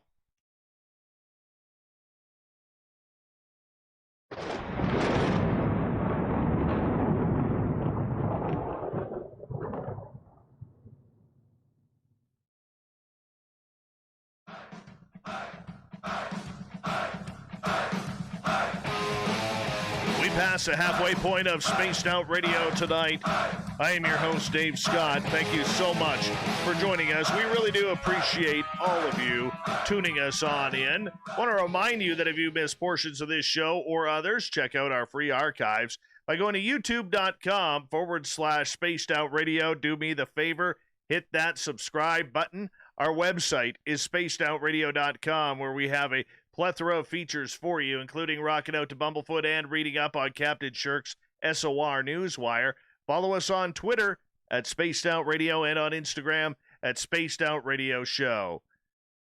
Well, we bring Nick back from True Crime Garage. A little disappointing during the break to find out he is a man who likes eating breakfast for dinner.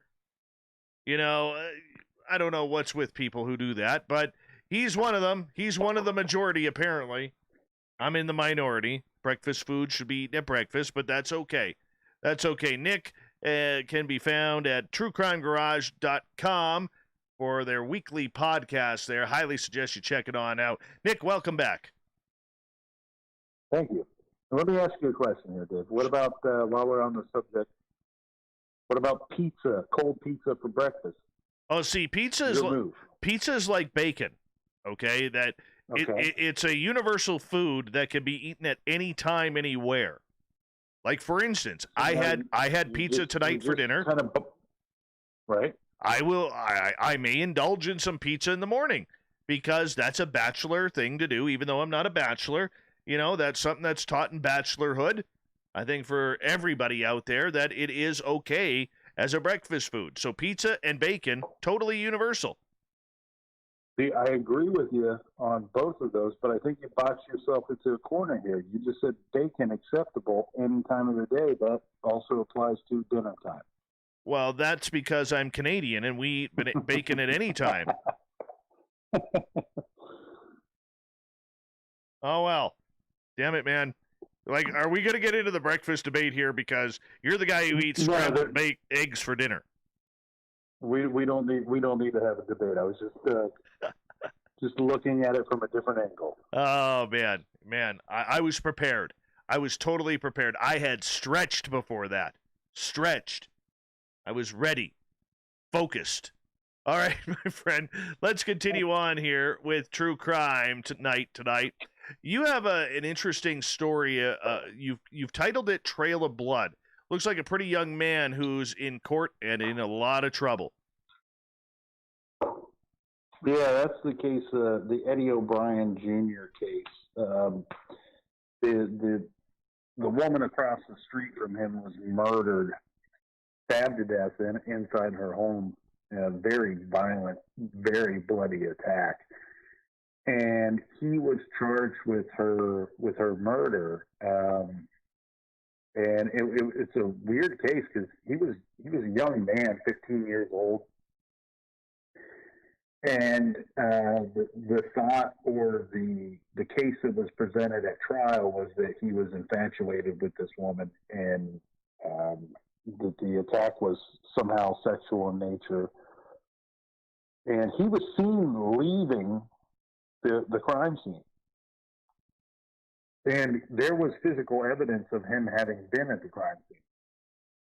The difficult thing with his case was he does not deny being at the crime scene. However, he says that he stumbled upon her body after she either in the process of her dying or shortly afterwards. And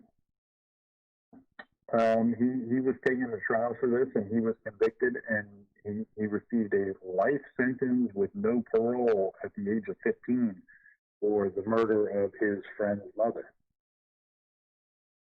It was his friend's mom that he killed. Holy cow. Mm-hmm. Yeah, so this was a tight-knit community.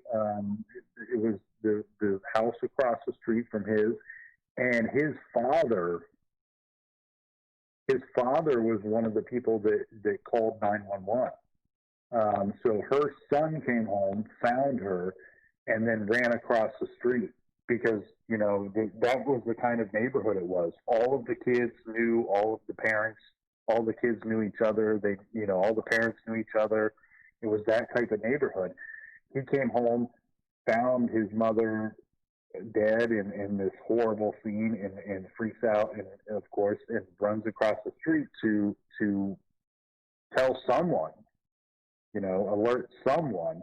And so Eddie O'Brien Jr.'s father, who is known as Big Ed, he comes across the street, grabs another neighbor, and they go in there together, and then they see this horrible sight, and they call 911.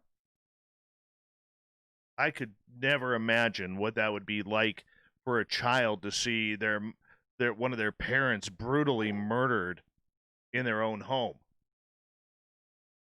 Yeah, I mean, let's all pray that none of us ever have to experience anything like that, nor, for sure, or anyone else. Yeah, for sure. So this young man gets life in prison without possibility of parole at 15. What is your opinion on young people like that being sentenced to life in prison? I realize that could be a politically charged question. I don't want to go too much in depth with it, but I'm just curious as someone who looks into this on a daily basis. So this is a weird one for me because I am always of the ideal of having the most strictest of penalties for very violent offenders. I'm one of those individuals that nonviolent crimes don't bother me so much, and I think that our prison system gets jammed up quite a bit with a lot of nonviolent offenders. And look, the drug dealer on the corner, I would rather him not be there. I would rather him not be in business. But at the end of the day, he doesn't scare me so much. The person that scares me is somebody that's doing drive-by shootings, or somebody that's robbing and raping, or somebody that's breaking into homes and violently attacking people. Violent crime is on a whole different level than these nonviolent crimes. Now, in this situation, you're talking about a horribly, horribly violent crime. Whoever committed this crime very likely is capable of doing this again at some point. Not saying that they absolutely will, but they are always capable, having done it once, they could do it again. That person, that individual, has no business walking around amongst the rest of us, ever, ever. The problem here is with this particular case, I reviewed the trial itself, and I didn't feel that, look, I don't know if this kid is guilty or not, but the trial and the things that were not presented at trial, I won't go as far to say that he didn't get a fair trial. I will go as far to say is that there should be some things in the appeals process that should raise a red flag and should be examined better, in a little more detail. My only, I guess, what's the word I'm looking for? My only thought on it would be this. I don't know, if I look back at my life when I was 12, or in the first case, we had the 10-year-old killing his Nazi father, okay? Or we have a 15-year-old that has, murdered a mother that he had a crush on, the mother of his best friend, all right? I don't know if a child is mentally stable enough or conscious enough to understand that the decisions that they are making. And when I look back on my life, I would never ever think of doing something so horrific like that. But at times it makes me wonder, are the penalties of throwing these children into life sentences without any chance of parole or rehabilitation even worth it? Because their minds aren't very fully formed. Now, that being said, there are psychopaths out there. Was the kid out killing cats or rats or birds or dogs or melting his daughter or his sister's Barbie dolls or something along those lines that could have triggered this kind of horrific behavior? And I think in most cases that the child doesn't know really what they have actually accomplished or even done. No, I agree with that. I think that it's a very complicated issue, really, because then you have to go. There's no right or wrong answer. There's no perfect scenario. There's no way for us to look into the mind and soul of an individual and decide who they are and what they will be. And in this situation, or any, you have to go, okay, are they a psychopath? Are they someone that's going to reoffend again? How do we know 100% that we're right or wrong that somebody will reoffend? Very true. And then on top of that, we go, okay, well, even if he did do this, what is our confidence level in our prison system that they will be able to rehabilitate this person? And then to top that off, the icing on the cake is a very smart individual who's put several of these psychopaths away told me one time, and I thought this was some very interesting insight. He told me, he said, how can you rehabilitate somebody who's never been rehabilitated in the first place? So it becomes a very interesting discussion. In Eddie O'Brien Jr.'s case, look, if he did that to the woman across the street, I'm not comfortable with him ever being outside of prison walls. And if he has to sit there and rot there forever, I'm fine with that. I'm so happy about that. But the thing is, there were things at trial that didn't get presented that should have been presented. And I don't know 100% that we found the right guy. I'm not saying that he's innocent. I'm saying that it's inconclusive. I'm saying that in that specific situation, we have an item that was found at the crime scene, at the murder scene, that could have possibly been the murder weapon. And here's what they did. They tested it. They determined that the victim's blood was on this item and that someone else's blood is on that item. And that blood does not match Eddie O'Brien. And I want to know whose blood was on that item and why was it on that item. And if you can't present that at court, when we are going to take a 15-year-old and sentence him to rot in a cell for the rest of the entirety of his life, how can you give that sentence with any level of confidence beyond reasonable doubt? There's got to be reasonable doubt there when you have an item that has someone else's blood on it and it's not Eddie O'Brien's.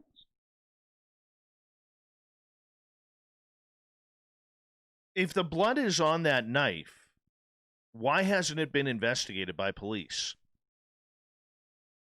Like, to me, not knowing the full details, it almost sounds like they coerced a 15-year-old kid who had a crush on his best friend's mom, and it was a quick, easy sale. You know what I'm saying?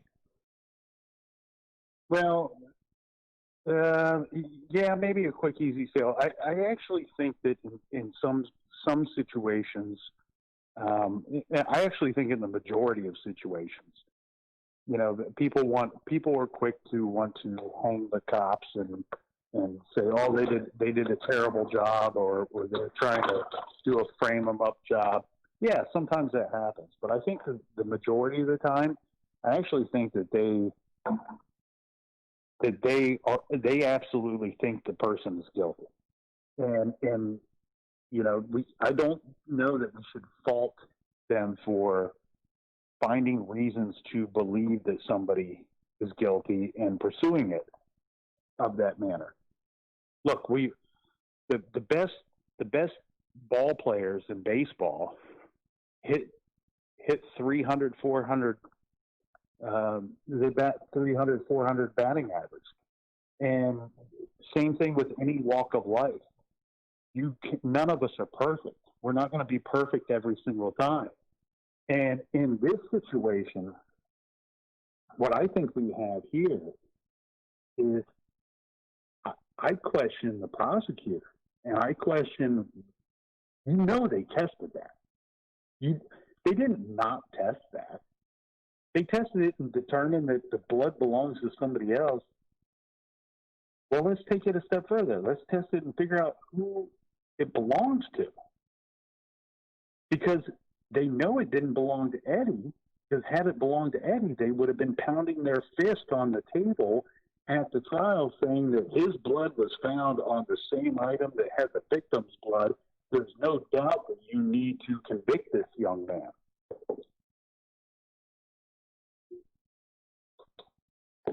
No, and I understand that, and I appreciate that, but, it doesn't sound like it's case closed by what you're saying. No, I don't think it's case closed. I think that there's room for appeal there.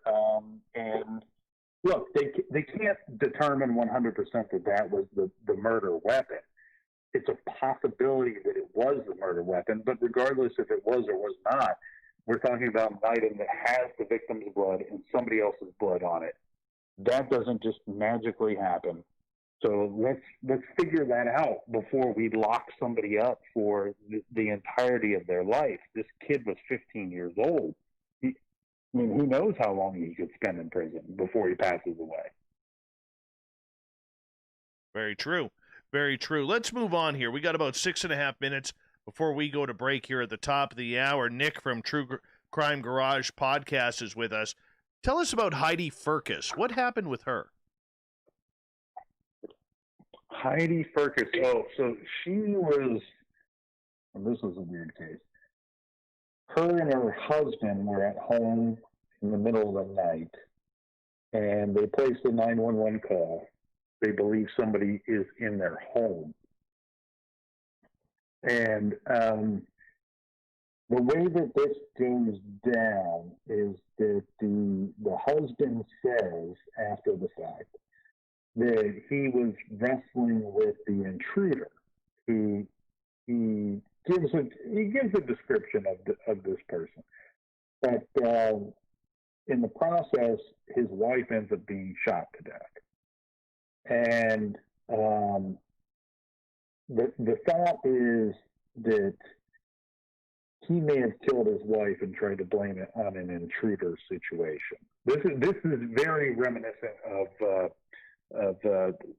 the Blade Runner guy, where they thought somebody had broken into the house and he accidentally shot her to death. Well, might have just been a good excuse for killing your wife.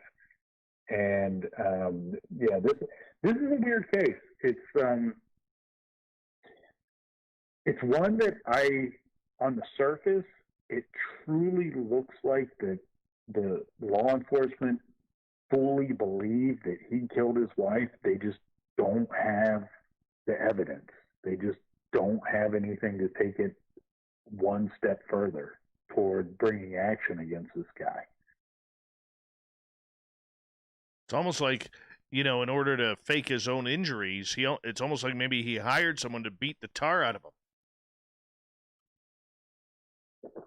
Well, I don't know that would have happened. I think that what I think actually went down is I don't think that he planned to kill her. But see, and that's when you take it another level, the level of evil. Was this just something that happened? Was it a spur of the moment, knee-jerk reaction? Oh, I'm a terrible person because I took her life, but things got out of hand. I didn't know what I was doing. Or is it a whole nother level of I planned this out, thought about it for days. I thought about what I was going to, not only am I going to kill her, but I'm going to blame it on an intruder. I'm going to call 911. What's the husband doing now? Oh, he's married and doing just fine.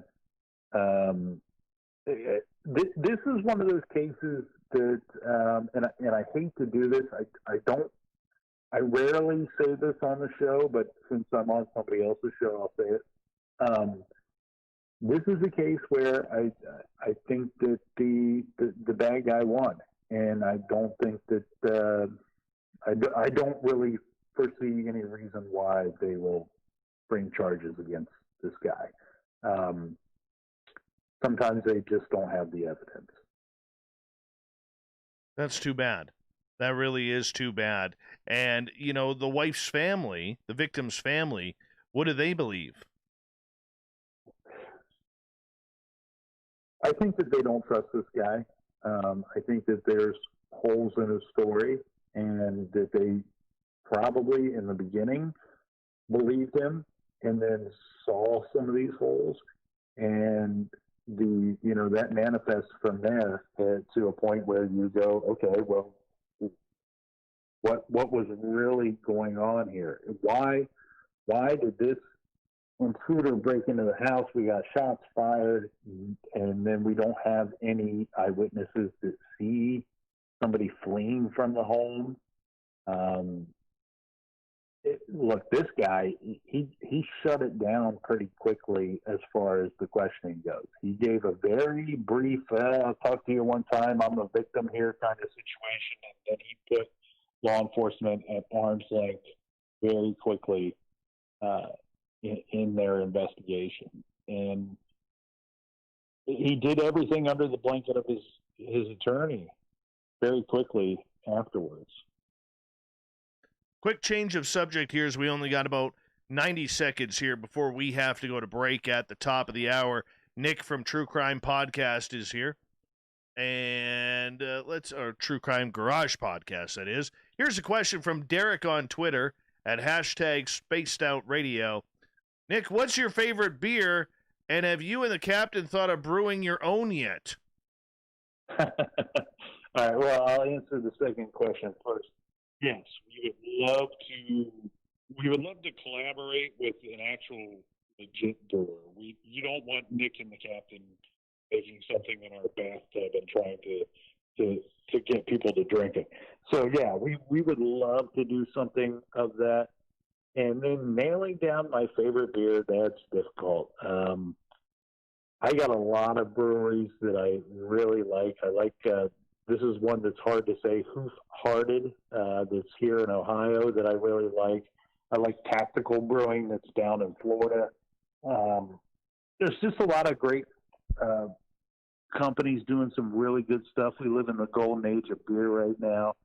I like Flying Monkey craft brewery a whole heck of a lot as well. So I know that that's not a great answer for our friend, but yeah, that's my answer. No bathtub beer from Nick and the Captain. No bathtub beer. That, you know what? That could be a good name for it. Your bathtub beer. There you go. I'm still trying to find a microbrewery that could do anything without an IPA on it. That's all I want to see. And the minute I do, I'll go buy beer from them. Because it seems like, I don't know what it's like down there, but up here in Canada, every microbrewery seems to only brew IPAs. Well, I think that's right. I haven't found one that does not do an IPA, but I think that's the way that you dip your toe in the waters before you swan dive into the deep end. Very true. Nick, hold on right there. We're going to go to break here at the top of the hour. Nick from True Crime Garage Podcast is with us another 30 minutes. Then we're going to bring you the SOR News Wire, the thought of the day. Stay tuned. Spaced Out Radio continues right after this.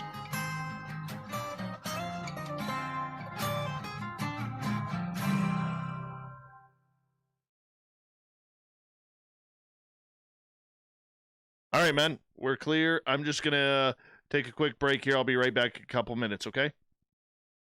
Sounds good. Me too. The Space Travelers Club for just $5 a month, and follow Spaced Out Radio on Twitter at Spaced Out Radio. Our Instagram, Dave Scott SOR. Our Facebook page is Spaced Out Radio Show. Our archives are free at youtube.com/Spaced Out Radio. Come woo it up with Spaced Out Radio today. Bye.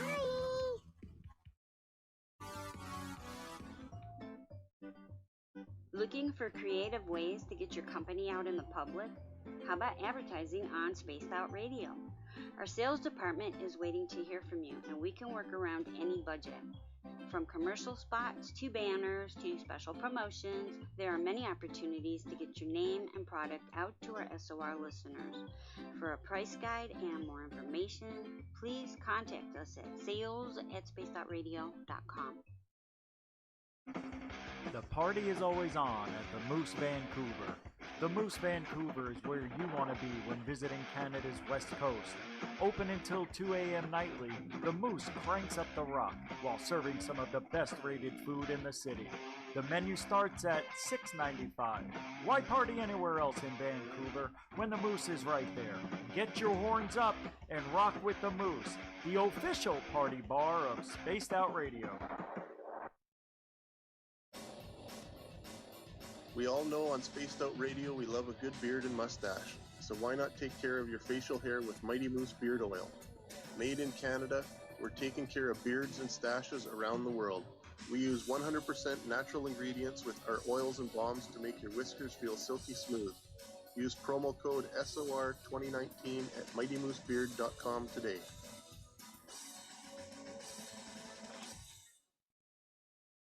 Hey, space travelers, this is John Resig, founder of the CHIVE and CHIVE Charities.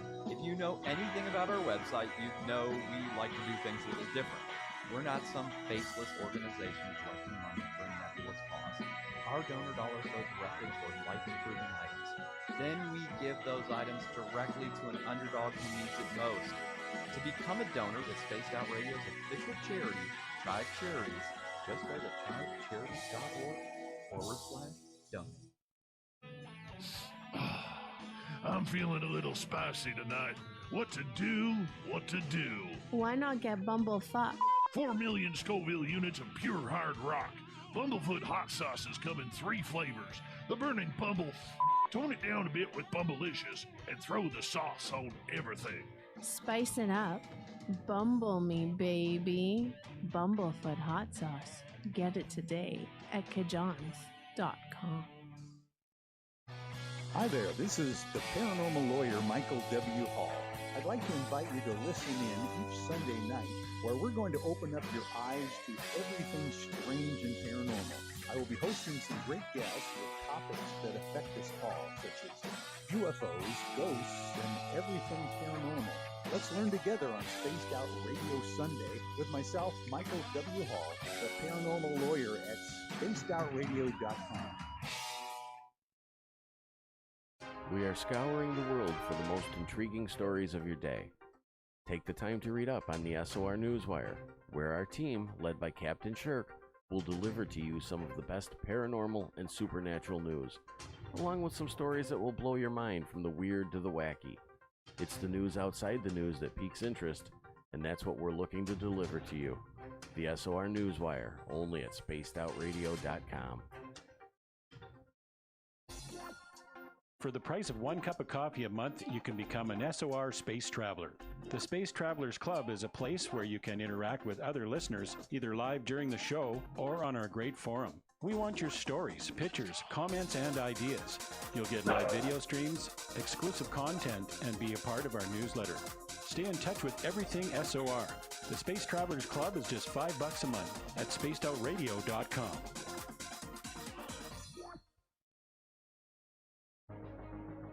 Hello everyone, this is Ryan Stacy from the Experiencer Support Association, otherwise known as TESSA.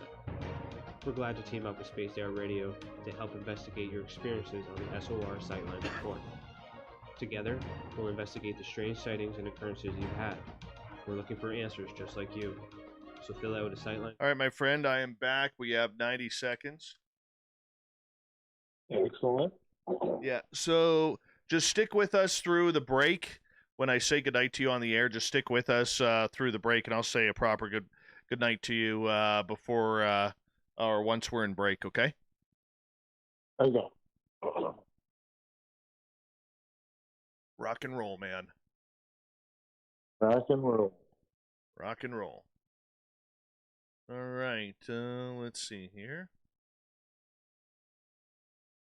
All right, Bigfoot or Big Rob, thank you so much for the super chat tonight, along with FAP and Cat Chaser. I really do appreciate the love and support that you guys all give our show. If you're new to the channel, do us a favor. If you like what you hear, hit that subscribe button.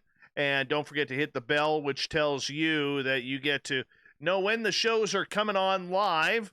So we are live every night at 9 p.m. Pacific and 10 p.m. Alberta time, or that would be Mountain Time. Canada, it's Alberta time. Central Time, we are on at 11. Eastern Time, we are on at 12. 1 a.m. in the Maritimes. 1:30 we start in Newfoundland because they like an extra half an hour on things over there. I know. I know. But they're good people. Stu Gerson! Right there, buddy. Here we go.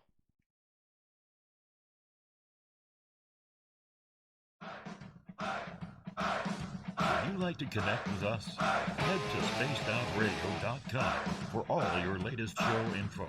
Now, back to Dave Scott and SOR. Third and final hour of Spaced Out Radio is now underway. I am your host, Dave Scott. Thank you so much for taking the time to tune us in. We welcome back everyone listening in on our terrestrial affiliates around North America and digitally on TalkStream Live and Revolution Radio. Remember, you can check out all of our archives for free. They're at youtube.com/Spaced Out Radio. Do old Davey the favor, hit that subscribe button. The Desert Clam has set the password for tonight in the SOR Space Travelers Club. Pointy Shoes. Pointy Shoes is your password. Use it wisely, Space Travelers, as a clam sets the password each and every night right here on Spaced Out Radio. Our website is spacedoutradio.com. We have a plethora of features for you, including rocking out to Bumblefoot and reading up on Captain Shirk's SOR Newswire. Follow us on Twitter at Spaced Out Radio and on Instagram at Spaced Out Radio Show. For the final time tonight, we introduce our guest from the True Crime Garage podcast. We have Nick with us, where he and his partner, the captain, they literally host a podcast each week. And, of course, they like their beer, too. You know, who doesn't? I mean, I do every now and again. Hey, my friend, how you doing? I'm doing good. I do want to say, since we are, this is rare for me to be on in Canada. I do want to say from what I've experienced, I love Canada. I've been up to Ontario when I was a kid. Best fishing trip I've ever been on. Loved it. I've been dying to go out to Vancouver at some point. That's on the bucket list. Well, you got to get out here. It's beautiful. It's beautiful. I have a good friend of mine. He lives in Mexico now. His name's John Huntington. And a lot of people may recognize his name from Hart and Huntington Tattoos and being, one of the guys who really turned Vegas around in the 90s. And anyways, He will not come to British Columbia. He goes, dude, why? I want to go to British Columbia. It looks beautiful, but I will never come. I said, why? He is so petrified of Sasquatch that he refuses to come to BC because he goes, what if I'm staying in downtown Vancouver and all of a sudden, I go out on the street and one of them Sasquatch appears? What do I do? And I said, dude, it's not going to happen. Make friends. Friends. No, he is just absolutely petrified of it. Won't come to British Columbia because of it. True story. Who's to say that Sasquatch is a violent creature? What was that? You kind of broke up. I said, who's to say that Sasquatch is a violent creature? Make friends with the guy. That's what I said. Or it could just be a hairy person. Who knows? Well, speaking of hair, Life Dweller in the chat room says the beard is looking good, Dave. Thank you. I appreciate that. It's because I use Mighty Moose beard oil. That's what I do. Anyways, we're talking true crime tonight. And we have Nick here from TrueCrimeGarage.com. And let's go through some of these shows that you did. Here's a lovely lady, and I'm sure something really horrible happened to her. Heather Teague. Yeah, she went missing off of a beach in Kentucky. And this was a weird situation where we have somebody calling in who seems to believe that they observed the abduction of this woman. the caller says this guy comes running out of the woods and pulls this woman into the woods. Where the whole thing gets convoluted very quickly is this is all taking place on the border of Indiana and Kentucky. Now, I don't know how things work up in Canada, but in the United States, the state boundaries are very definitive. I mean, it's you have very different jurisdictions. And in fact, when this 911 call came in, nobody really knew where to route the damn call or who's supposed to respond to it. So you have that whole mess. And then to top that off, they never find her body. And then people are suspicious of not only the man that is believed to have been coming out of the woods to abduct her, but then years later, people are suspicious of the man that made the 911 call. So it's a weird case, and yeah, it's another one of those that the problem is when you have these abductions and you cannot find the remains, your investigators are really at a loss for what type of investigation do they run, because again, like we talked about with the Bloomhurst case, was you don't know what you're looking at when you show up there. You think that on that day that you're showing up to investigate a case where you're looking for a missing person, that you believe that you will find them, and that doesn't happen. What's interesting about that is if somebody ran and grabbed her while she's on a beach, came out of a forest and grabbed her, how could anybody not see a full-grown woman struggling or being kidnapped? Well, but somebody did. I mean, and that person was the individual that called 911. From the way that I understand this is that she was, we say beach, but this was a river, not an ocean, and she was on a turn where there was not so many people, and again, this is one of those weird little details where it's argued by the people in the area at the time, where was she in this isolated area that nobody would have witnessed this? A lot of people say yes. Was she? But there's also a lot of people that say no. There were so many people there that day, somebody should have seen something, but they didn't. What is not in dispute is that she was there that day in that location, and she has been missing ever since.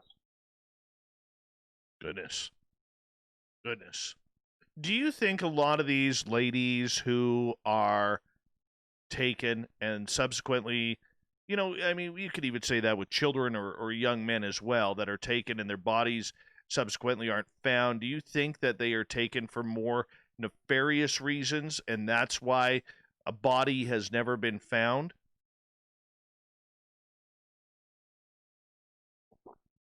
In comparison to bodies that have been found? Yeah, I'm thinking, human trafficking here. Oh, yeah, I mean, that's certainly a possibility, but no, I don't think that it's, I don't think that anything worse is being done to victims that have not been found than victims that are found. I think it's just the method of concealing what you did. And that's where an interesting part of crime solving comes in to profiling the perpetrator of these crimes. How much effort and intelligence are they going to put into committing their crime and then not getting caught for their crime? Very true. So with that being said, they must be very confident that what they are doing, the chances of getting caught are almost slim to none. Well, I mean, I don't want to give any secret passcodes away for those that play Nintendo, but if you look, if they don't have a body, you have a whole different case on your hands. Okay? Prosecutors in the United States are very cagey about trying to bring someone to court when there's no body. So if you can commit a crime, murder someone, and there not be a body, you stand a much better chance of never having to set foot in a courtroom in front of a judge and jury to be charged with that crime.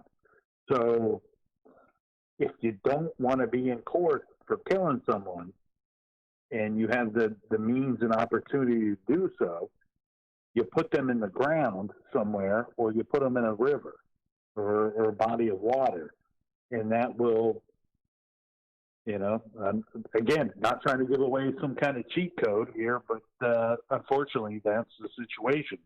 It makes it harder for investigators to do what they do.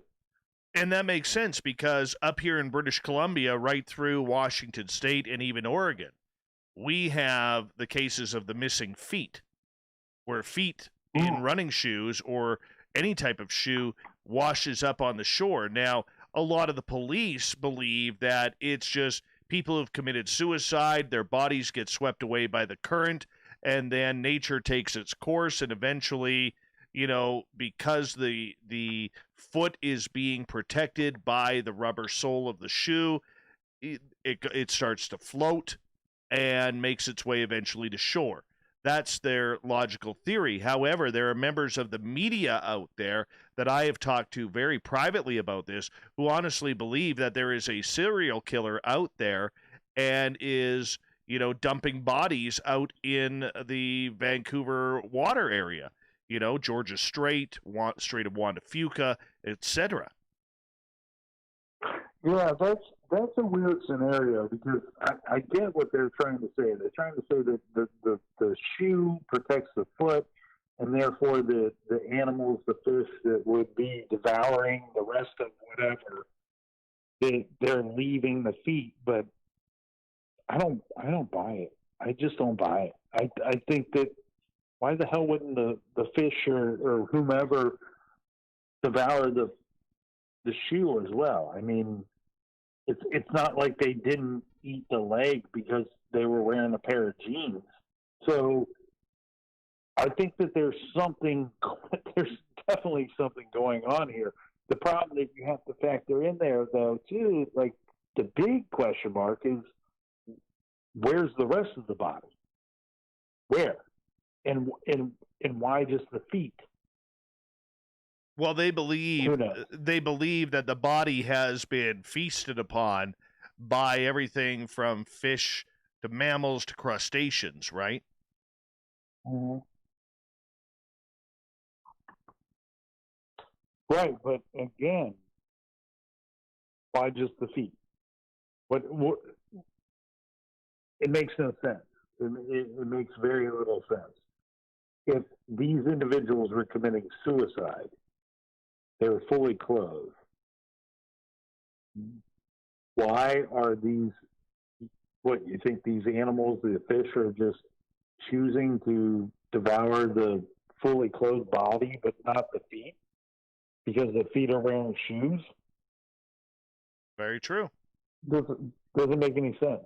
Look, I'm on the side that there is something nefarious going on.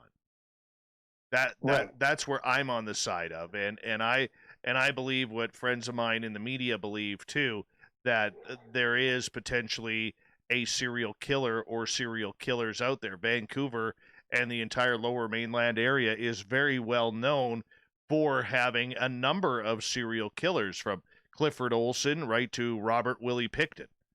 And right. I mean, let's face it, the crimes aren't just from those two. There are other people who are going extremely missing, and it's not good with what's happening with them because, they do believe there are other serial killers that are walking around the city of Vancouver.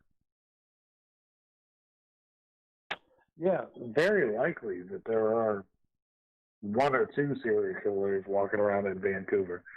I mean, it's a metropolis, and unfortunately, when you have that many people in one area, you're going to have a couple of psychopaths. Very true. Very true. And especially in Vancouver with a high populace of homeless people, all right? And the fact that it has the poorest area in Canada in the downtown east side, where heroin and fentanyl really rules the day. I mean, that's where it gets a little bit hairy with everything. And I could see it happening. But then again, you could say that about every metropolis around North America and the world. 100%. And the problem with the drugs, especially with heroin and fentanyl, the thing that you have with those situations is what those drugs do to the brain is a million different things, but one of those things is that it causes a certain level of paranoia, where these individuals are starting to see things and perceive things that are not there, that are not what they are, and they start getting very paranoid about people close to them, and they react sometimes in a violent manner because they don't understand what's going on. They think they're being, attacked or under siege by people that are close to them, and they kill them. They kill them, and that's the drugs talking. That's very true. Very true. And I mean, the big thing is, you don't know. You don't know if your neighbor is going that. What do you think is causing a lot of these people to turn, whether it's young people, all right, or whether it is people who have had sadistic dreams?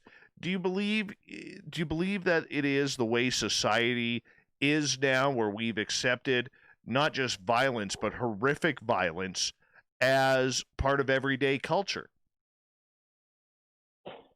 Well, I would ask you to define your question a little bit better.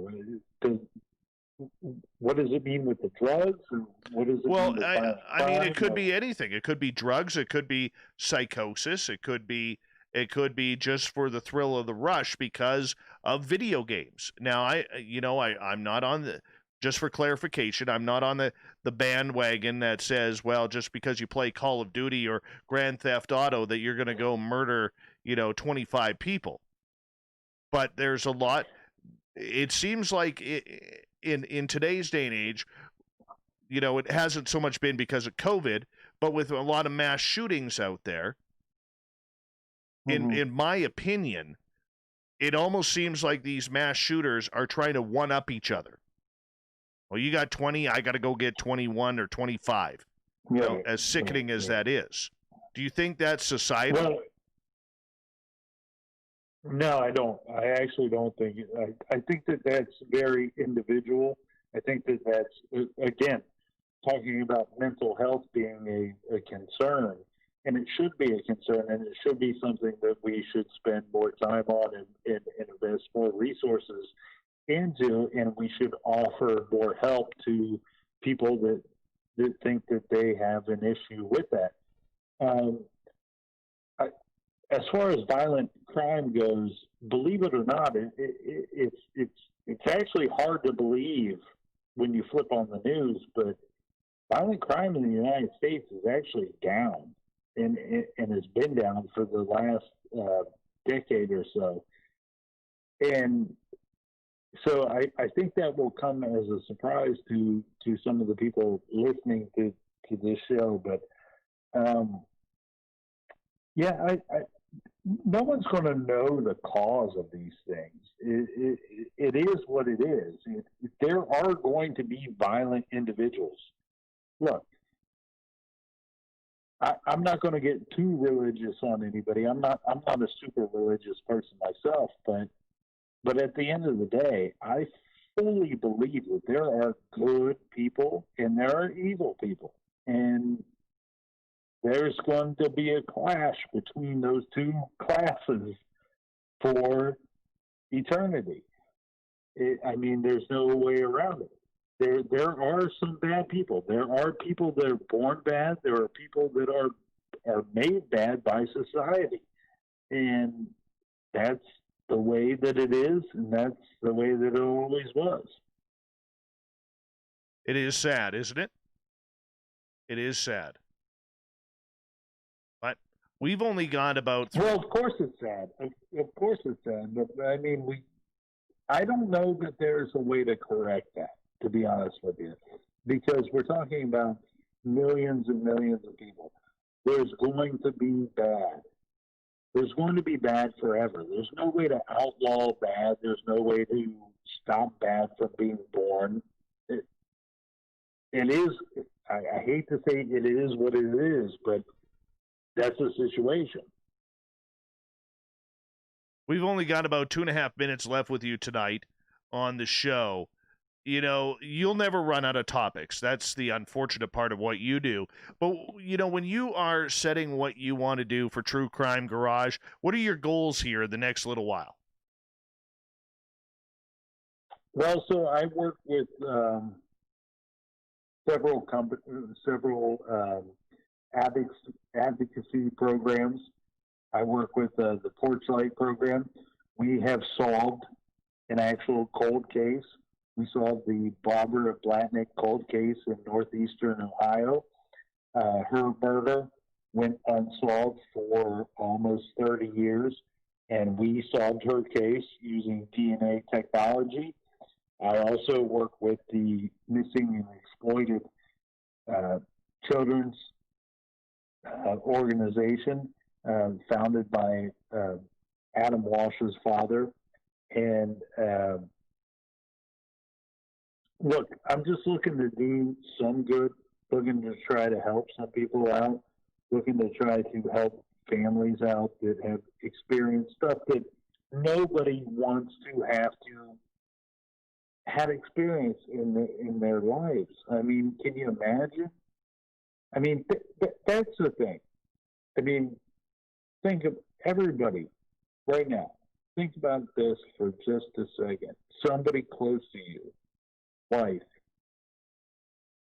sister, brother, father, mother, son, whomever, somebody that you just loved that was taken away from you by some monster, somebody that doesn't. These people with the violent acts. Put them away forever. I don't know. I'm hoping that I can do some good, and I love that I have an audience. I love that people tune in every week, and I hope that I give them a little bit of information, give them a little bit of entertainment, give them a little bit of break from whatever's going on in their world. And you know what? If you liked it, join me next week. Perfect. We'll do it again. Nick, I want to say thank you so much for coming on Spaced Out Radio. Pleasure getting to know you. I hope you had some fun with us tonight. Thank you so much for your time. I did. And thank you for having me on. All right, Nick from True Crime Garage, truecrimegarage.com is the website where you can find the podcast and the videos that go along with it. Coming up next, we have the SOR Newswire and the Thought of the Day. Stay tuned. Lots of Spaced Out Radio coming up right after this.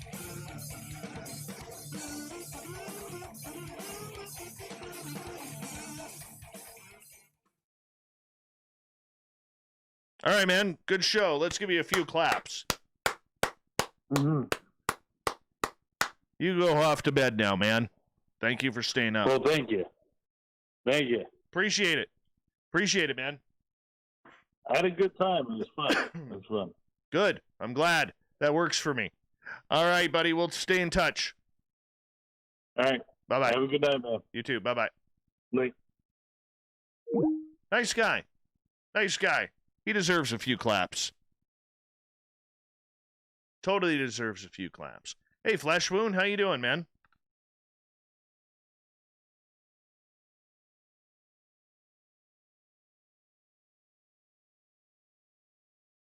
I'm hungry. I don't know why the hell I'm hungry. Lots of dinner. Had a couple of oranges there. Hungry, though.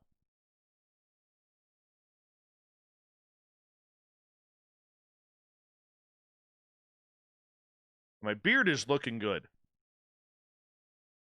Hi, gorgeous Kristen Alberg.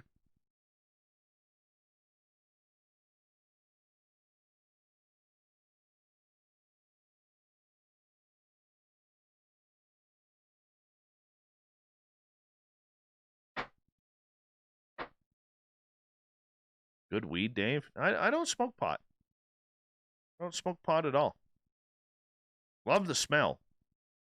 Don't, though. Hi, Brenda Nix. Welcome to our chat room. It's Brenda Nix, everybody. Say hello to Brenda Nix.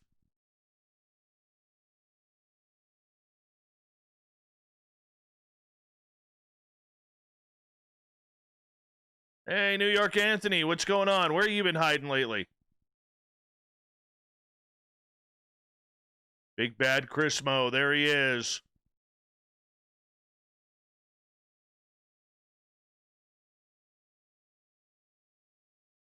Philip Blair, of course you're going to eat breakfast right now. It's like 5 o'clock in the morning where you are. Maybe 6. Burrito, I would love nothing more to go to Taco Bell, but the closest Taco Bell is 2 hours away. Yeah. Try living in that insanity. Hey, Super Quest. Evening, my friend. How you doing, brother? Good to have you here, my friend. My dream. All of you, me, and Super Quest sharing a beer, riding the roller coaster at New York, and Vegas.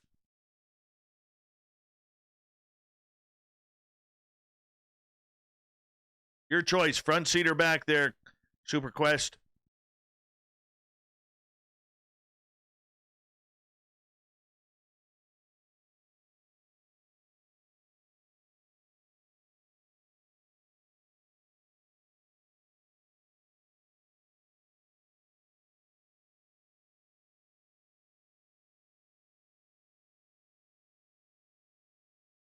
We still got just over 2 minutes.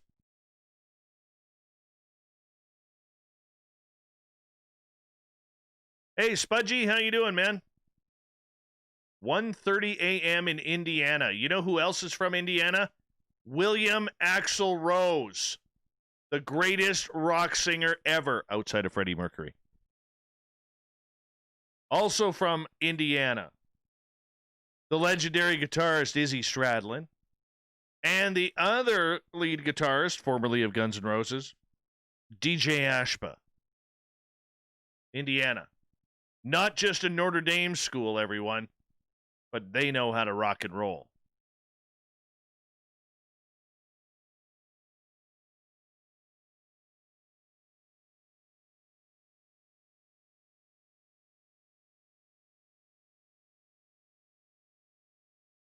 Oh, yeah. Philip, I thought you were across the pond. I apologize.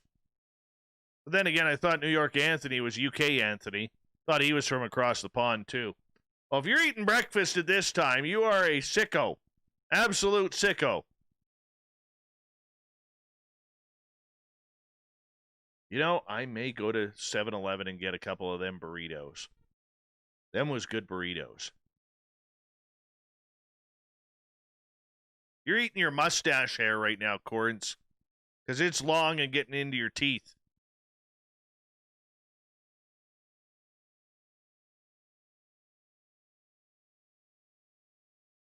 Got a weird hockey story coming up first. Hey, terrible times. I did. I did get your message. I just haven't had a chance to respond yet, my friend. But thank you. Thank you. Thank you. Thank you very much. Thank you. 10 seconds. Thank you to Big Rob, Fabster, and Cat Chaser for supporting us with the Super Chats tonight. Don't forget, if you haven't already, hit that thumbs up, hit that subscribe button, and do a little shopping at the SOR Vault. Here we go.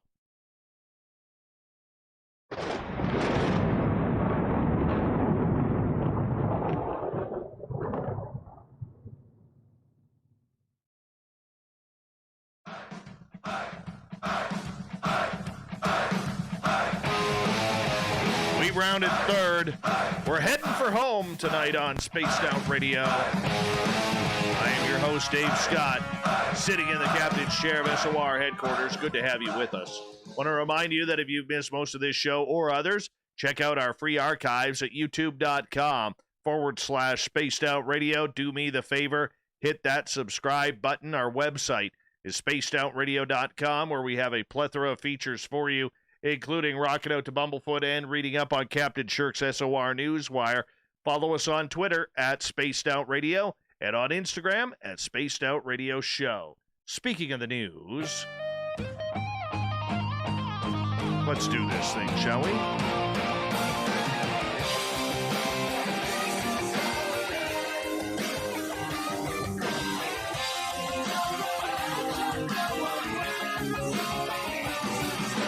The news is always changing, which is why we bring you the SOR Newswire at the back end of every show, where we get to the weird, the wacky, the strange, and sometimes the sporty. So here's a weird one out of the NHL. The Arizona Coyotes have renounced the rights to a 2020 draft pick named Mitchell Miller. The news comes 3 days after a published story by Craig Harris and Jose M. Romero of the Arizona Republic revealing that Miller and another teen were charged with assault and violating the Ohio Safe Schools Act for bullying Isaiah Meyer Crothers, a black classmate with developmental disabilities, back in 2016. Now, the Coyotes, who selected Miller in the fourth round, 111th overall of the draft on October 7th, responded to the report with a statement from the team president and CEO, Xavier Gutierrez, saying that they would work with Miller to confront the bullying and racism. The franchise, though, abruptly changed direction. The owner says, "We have decided to renounce the rights to Mitchell Miller effective immediately. Prior to selecting Mitchell in the NHL draft, we were aware of the bullying incident that took place in 2016. We do not condone this type of behavior, but embraced this as a teachable moment to work with Mitchell to make him accountable for his actions and provide him with an opportunity to be a leader on anti-bullying and anti-racism efforts. We have learned more about the entire matter, and more importantly, the impact it has had on Isaiah and the Meyer Crothers family. What we learned does not align with the core values and vision for our organization and leads to our decision to renounce our draft rights. On behalf of the Arizona Coyotes ownership and the entire organization, I would like to apologize to Isaiah and the Myers Crothers family. We are building a model franchise on and off the ice, and will do the right thing for Isaiah and the Myers Crothers family, our fans, and our partners. Mr. Miller is now a free agent and can pursue his dream of becoming an NHL player elsewhere." Now, according to the pundits, the Coyotes informed Miller, currently a defenseman for the North Dakota Fighting Hawks, and his family of the decision earlier in the day. "I fully support our decision to renounce Mitchell Miller's draft rights," Coyotes GM Bill Armstrong said in a statement. "It was a unique situation for me not being able to participate in this year's draft, and we were going through a transition with our scouting department. Mitchell is a good hockey player, but we need to do the right thing as an organization and not just as a hockey team. I'd like to apologize to Isaiah and the Meyer Crothers family for everything they have had to deal with the past few months. I wish them all the best in the future." Now, some of the stories that are coming up, I'm not even going to repeat some of them. I mean, I will say this. I mean, spitting on a handicapped child? That's horrible. Urinating on his school books? Horrible. Kid doesn't deserve an opportunity. Even though that happened 4 years ago, went to court, you know what? To play professional sports, it's a privilege, not a right. And sometimes you got to grow up. Spotify is getting slammed for allowing Joe Rogan, one of its most popular podcasters, to host conspiracy theorist Alex Jones. Why? The company, which still distributes mostly music, will begin to encounter more of these types of problems as it expands its podcast business. Hey, Spotify, I know one show that you'd never have problems with. Call us. Anyways, Spotify's general counsel has defended the company's decision to allow Rogan to host on Jones. The email includes talking points managers can use with defending the decision. We are not going to ban specific individuals from being guests on other people's shows, as the episode show complies with our content policy. It advises Spotify has always been a place for creative expressions. It's important to have diverse voices and points of view on the platform. Now, Rogan hosts Jones on a podcast that aired this past Tuesday. In a lengthy interview, Jones disputed the effectiveness of vaccines. Rogan pushed back on Jones and asked his producers to pull up the articles he referenced for more context. Critics argue that by allowing Jones to be interviewed by Rogan on Spotify's platform, Spotify is giving Jones a platform to spew misinformation. Spotify has already banned some of Jones' podcasts from its platform for violating its rules on hate speech. But the company says that Jones himself isn't banned from appearing on Rogan's podcast, as it has no editorial control over what Rogan creates. That's what happens when you sign a guy to a $100 million contract.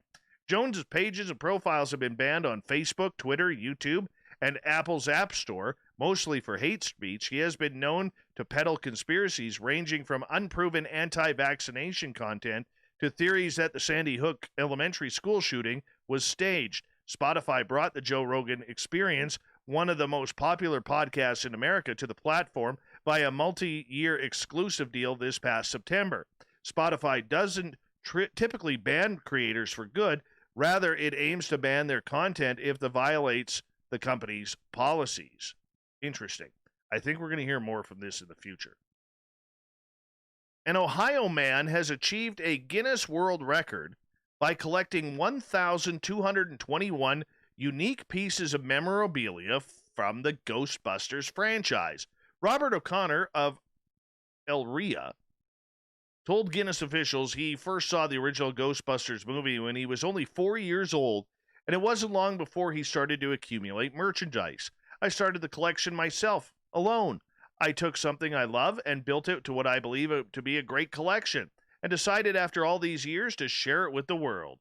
His collection was certified as the world's largest collection of Ghostbusters memorabilia this year, when the official count stood at 1,221 pieces, but O'Connor said the collection is still growing. I actively look on the internet, local flea markets, local toy shops, and even on rare occurrences, I'll find something at a grocery store, he said. Good for him. Good for him having fun like that, even though it's a world record thing. Now, this is the type of story we could all get behind, literally. With the ongoing health crisis that has negatively impacted many things across the globe, here is one that is making things right. And it's happening in Mexico. Thanks to the pandemic, nobody going to the beaches. It's helping turtles increase in numbers. A staggering 2,250 baby olive Ridley sea turtles were released into the Gulf of California recently, with typically around 500 of the rare sea creatures are released each year. Due to the pandemic limiting human activity, the turtles were able to hatch undisturbed, meaning more of them survived. Fishermen and tourists usually end up disturbing their nests. The babies were released by the indigenous Seri community in Sonora State. Olive Ridley turtles are usually found in warmer waters and can often be located in the southern Atlantic, Pacific, and Indian Oceans. As it stands, the turtles are classified as vulnerable on the International Union for Conservation of Nature's Red List, despite them being in abundance compared to the likes of sea turtles. They're also listed as threatened in the United States. The reason for their vulnerable status is due to the turtles seeing around a 50% decrease in population since the 1960s. Despite many governments having laws in place to protect turtles, according to the WWF, some of the biggest threats these turtles are facing are human activities such as poaching. It's always that damn poaching, right? Can't stand it. The WWF continued, the more severe threat they face is the accidental killing of adult turtles through entanglement in trawl nets and gill nets due to uncontrolled fishing during their mating season around nesting beaches. The eggs and hatchlings are also prey for many animals. Many hatchlings perish before they even reach the ocean due to be taken by animals including raccoons, birds, and snakes. With this in mind, it demonstrates how significant it is that 2,250 of the turtles were successfully released back into the ocean. Good for them. That's a good sign. All right, let's continue on here. Astronomers have detected a rogue planet hurtling through space without an orbiting sun. This planet, believed to be likely roughly the mass of Mars, is the smallest of its kind discovered to date and could only be observed indirectly with a technique called gravitational microlensing, a technique often used to detect exoplanets. The optical gravitational lensing experiment, otherwise known as UGL, in Poland, first reported the existence of the sunless, free-roaming planets in 2011. See, this is the type of place where aliens live. But this one would be the smallest ever discovered, emitting a measurable signal for a mere 42 minutes. The discovery was published in the Journal of Astrophysical Journal's Letters this past week. This is the shortest microlensing event ever found, so the lowest mass planet ever found by microlensing, says Przemysław Mroz, the first author of the paper and a postdoctoral scholar at Caltech. This is really exciting because it is such a tiny piece of rock. Well, that's kind of cool. That's actually very cool. Now, an asteroid that was discovered nearly 170 years ago could be worth as much as $10,000 quadrillion, experts believe. Oh, you know it needs some freedom. You definitely know it needs some freedom if it's worth that much money. The space rock known as 16 Psyche was discovered March 17, 1852, by Italian astronomer Annibale de Gasparis, but a newly published study notes it could be almost entirely comprised of iron and nickel. The study's lead author, Dr. Tracy Becker, estimates it's approaching its worth of $10,000 quadrillion. Can't even imagine that. Oh, you definitely know that the Americans want some freedom on this. Anyways, we've seen the meteorites that are mostly metal, but Psyche could be unique in that it might be an asteroid that is totally made of iron and nickel, Becker said in a statement. Earth has a metal core, a mantle, and crust. It's possible that as a Psyche protoplanet was forming, but it was struck by another object in the solar system and lost its mantle and crust.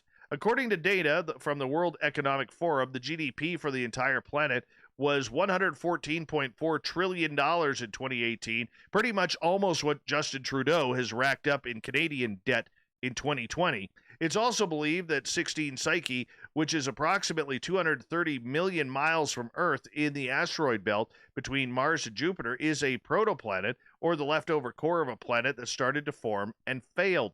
Becker said she was able to observe the mass space rock at two distinct points in its rotation, noting that it was reflective at ultraviolet wavelengths. We were able to identify for the first time on any asteroid what we think are iron oxide ultraviolet absorption bands.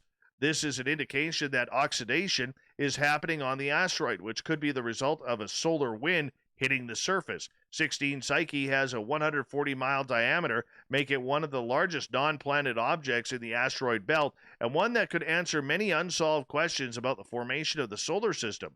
What makes Psyche and other asteroids so interesting is that they're considered to be the building blocks of a solar system. To understand what really makes up a planet and to potentially see the inside of a planet is fascinating. Once we get Psyche, we are really going to understand if that's the case, even if it doesn't turn out as we expect. Anytime there is a surprise, it's always exciting. This is what I think. It looks like the Death Star. I think something Star Wars happened here. Aliens were on it. Maybe still on it. Maybe it's being flown through the solar system. I think this thing's got aliens. And if it doesn't, let's just try it. All right. A farmer in China is reaping success with fruits and vegetables uniquely grown to look like President Donald Trump, especially during the last two presidential election cycles. Stephen Ding runs a business called Fruit Mold in Suzhou, Jiangsu, and claims that his pumpkins, peppers, and white gourds, shaped to look like the head of the face of the 45th president, have been the cream of the crop with buyers. The farmer began growing fruits and veggies inspired by Trump with original plastic molds during the 2016 race, saying that this is a big demand for these items. Trumpkins. You can get your own Trumpkin. Ever since, and especially as U.S. voters cast their ballot for the upcoming election. Ding will spend between 2 and 3 weeks cultivating each crop of the presidential produce, with the fruits and veggies grown to be about 9 inches tall, selling for $40 a pop. This guy is reaping it in on old Trumpster. I don't know if I would eat it. I really don't. A beloved stray cat that made London's Southwark Cathedral her home for 12 years was memorialized in a special service hosted by the cathedral's dean on live stream. Andrew Nunn, the dean of Southwark Cathedral, live streamed a service of Thanksgiving in memory of Dorkins Magnificat, a stray cat that wandered into the building in 2008 and lived there for 12 years before her death on September 30th. Nunn says Dorkins was a common sight in the cathedral and was popular with visitors of the church. She was enormously popular and had a massive Twitter following and was also the focus of a lot of people's visits to the cathedral. He said he felt it was appropriate to hold a memorial for the feline. When she died, the response was huge, and we knew that we had to do something. There was no way in which we could just ignore the fact, and why would you? We loved her, and she gave a lot of our love back. And Nunn said Dorkins' tenure at the cathedral included an encounter with Queen Elizabeth II during a 2012 visit. He said the cat gave the Queen a look before going to sleep, eliciting amusement from the royal. He said the cat was an asset for the church's public relations. I got used to the fact that she had more Twitter followers than I did, and that she brought in more people to the church than I will ever do, Nunn stated. People came in, and they wouldn't necessarily be churchgoers, but they'd come in to find the cat, and I think that they found themselves very welcome. Ending up in a sacred space and spending time with the cat was good for all people. And finally tonight, how is this for Americana? A Florida woman in labor had her husband stop on the way to the hospital for the birth of their child so she could cast her vote. Karen Brisenko Gonzalez, an employee of the Orange County Supervisor of Elections, said she was processing voter ballots about 2:30 on Tuesday when a man came in with his wife's driver's license. The man explained his wife was outside in the car and wanted to cast her vote. We need her here. And he basically told me that there's going to be a problem because she refuses to go to the hospital until she votes. The man explained his wife was in labor and insisted on voting before going to actually give birth. Yeah, Briseno Gonzalez said she initially took the mail-in box or ballot out to the woman, but she refused it. She said, no, I need to fill it out right now. Brisenko Gonzalez waited for the woman to complete the ballot, so the woman in labor filled out her ballot while she was doing a little controlled breathing. She admitted it was an unusual incident for elections employees. It was an odd situation, but she wanted to vote, and that was her right as an American citizen. She said she was grateful the couple left and went to the hospital after casting the ballot. By the way, no update on if they had their child as of yet. And you know what? That is dedication to the company, or to the country, pardon me. That is dedication that most people do not have and refuse to use their right to vote. Good for her.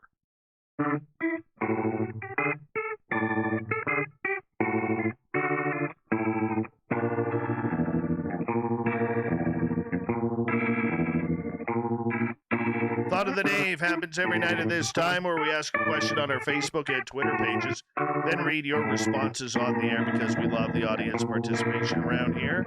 Today's Thought of the Dave is as follows. We're having a lazy day. What do you like to do? You know what? I hate doing chores. Today I did chores. Yeah, I did. I did chores today. And it sucks. All right, so what do you like to do? Reverend Keith, imagine what I would do if I was the great Dave Scott. Yeah, you know what you'd do? You'd go outside in the cold, and you would split firewood for 4.5 hours. Alex Mistretta, who never wears a shirt, says, put a shirt on, sometimes even a long sleeve on real lazy days. James, what's a day off? Chris, what? I can have one of those? Tim, like Alex, but put pants on. Kira, I don't remember. It's been too long ago. Ron, a little cloudy and clear where he is. Right now, I'm taking the garbage out. Gwen, garden, play video games, and hike through the beautiful Florida rainforests. Anne, cinnamon rolls. Davey, I like to get out in the great outdoors on my bike and reconnect with nature. John, usually other projects on the go around home.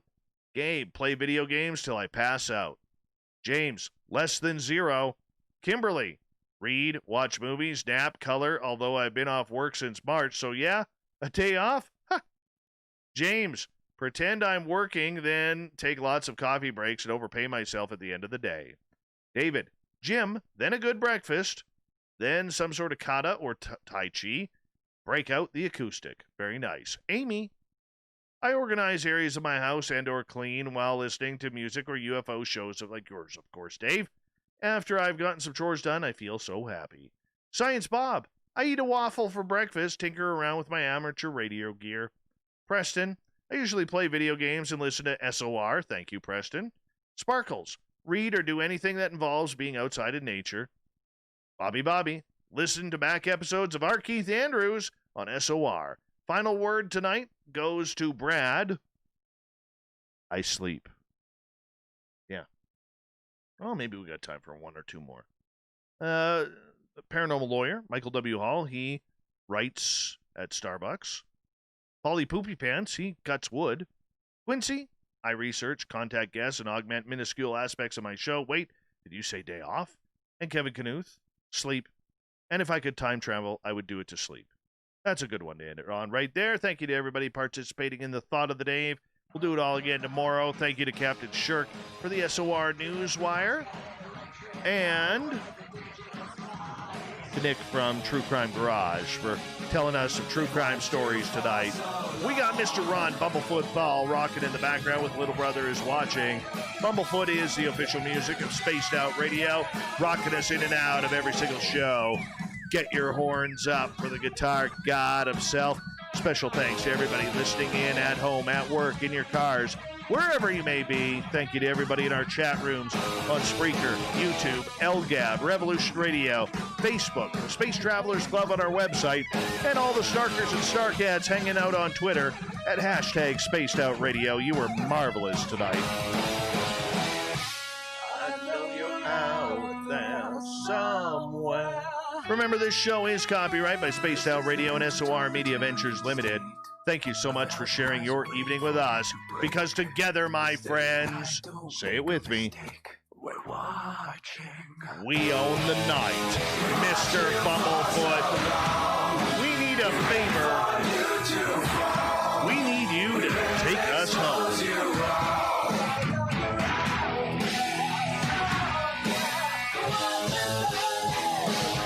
Yes, the Woo train has docked for the night.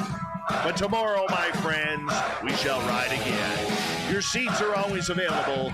Your tickets never expire. And if you want to bring a friend, yep, we got room for them too. Good night.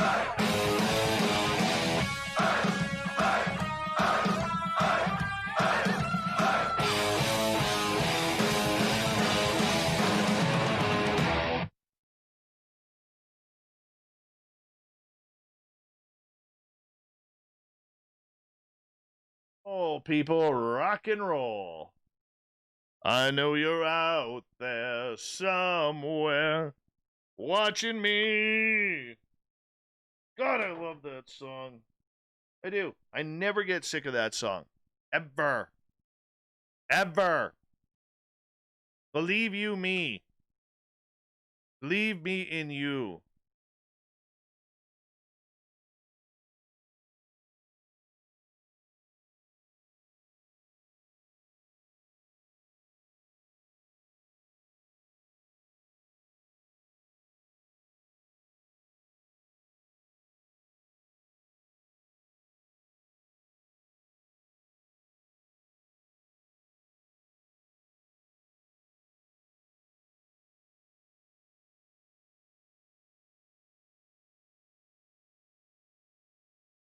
All right. What am I doing here? I'm going to do this. I'm going to do that. That over there. And I got to go here. Rock it out, Super Quest. All right. Oh, what is happening here? Okay. I'm going to quickly download this. I'll be right back. 84 of you. I'll see you in a minute.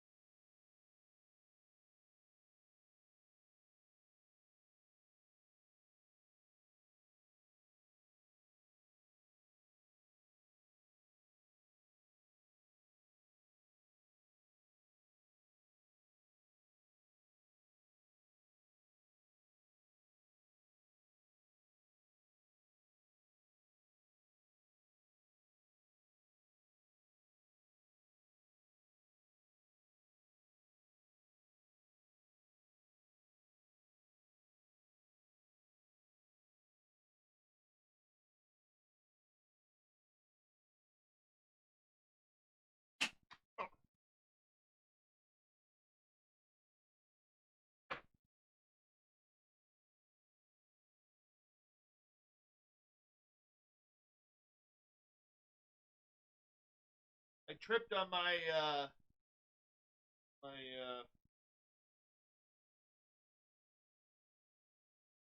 charging cord. That's never any good when you do that. It's not gonna work. Indeed it does. Indeed it does. Thank you. Thinking, God, that's another $40 for a good one. Anyways. Hi, how you doing? How you doing? I'm Dave.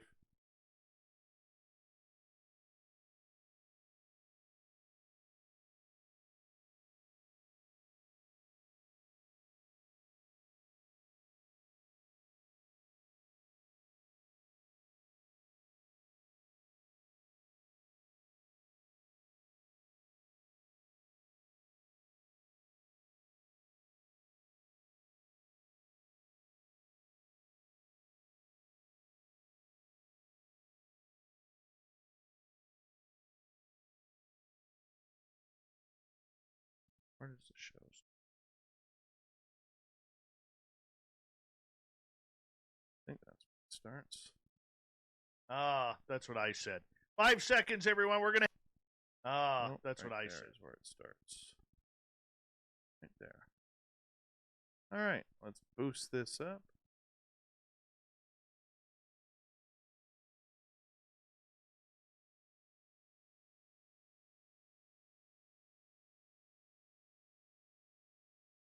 Bye.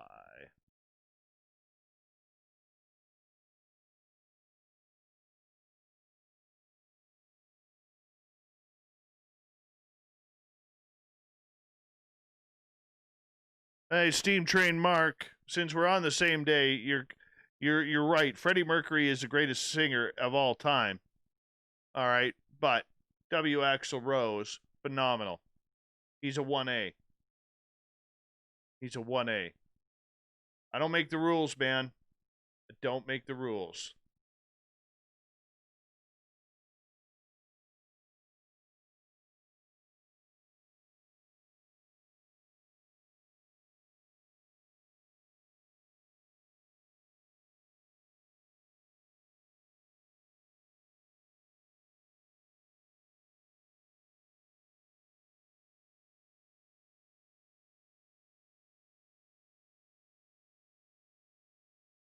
That's done. That's done. Let's go here so I can see you guys. And here we go.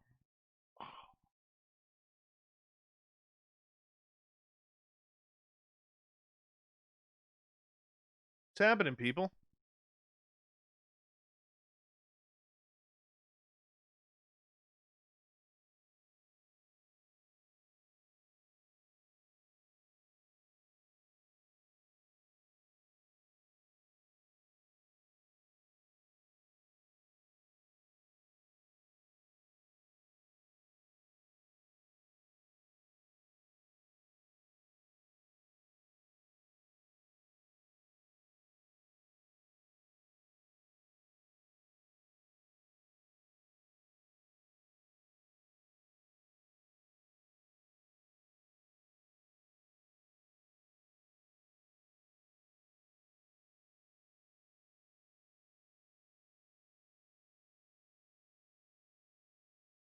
Five to go.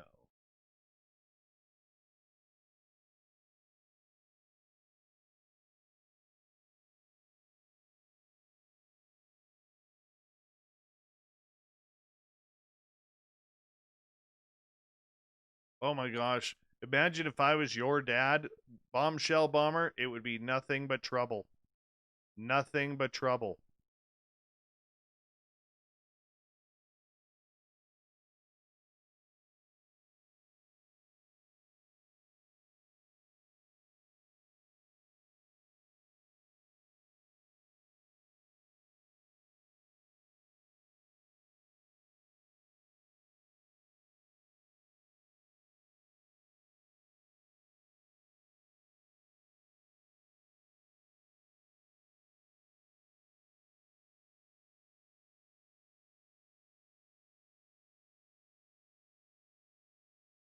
I definitely would make you play hockey.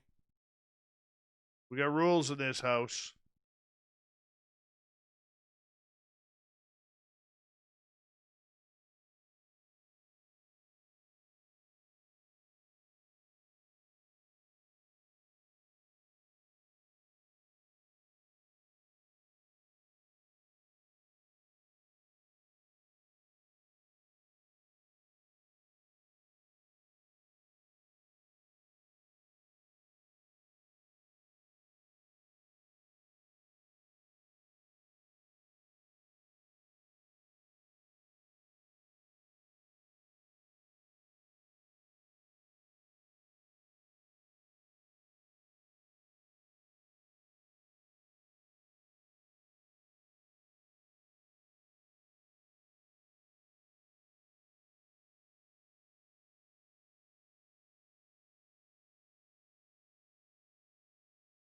I'd body check you, Bomber. I have no remorse. I'd put you to the ice.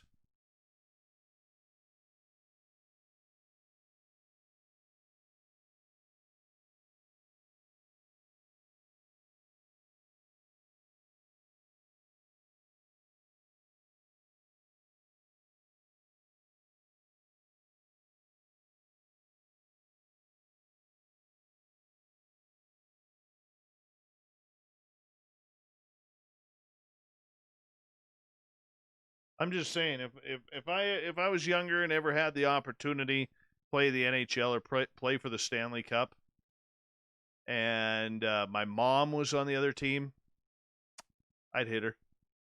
I would. I'd say sorry after the game, but I'd line her up for a body check. I'd go. Pharmacy, I'm not scared. Not scared.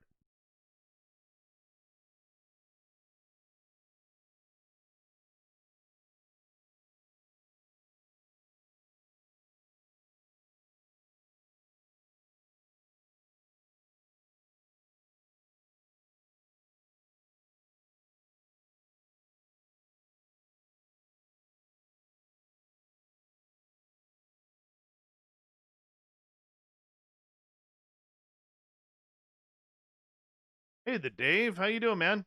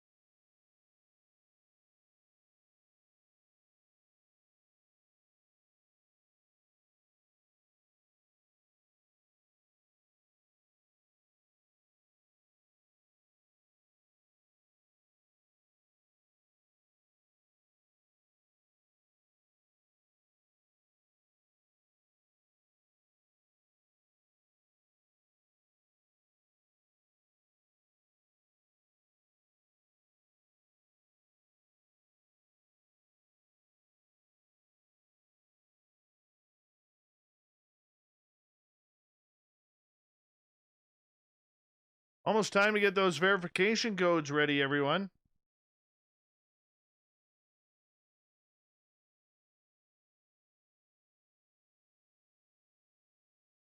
Almost time.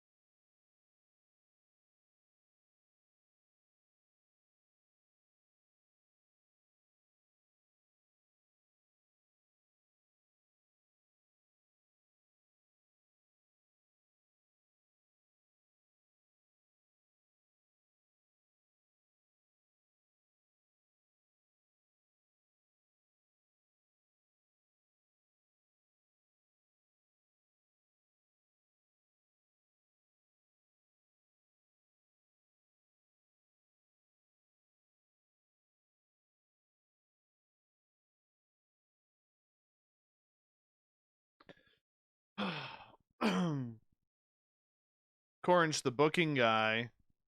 You said you were busy tomorrow night.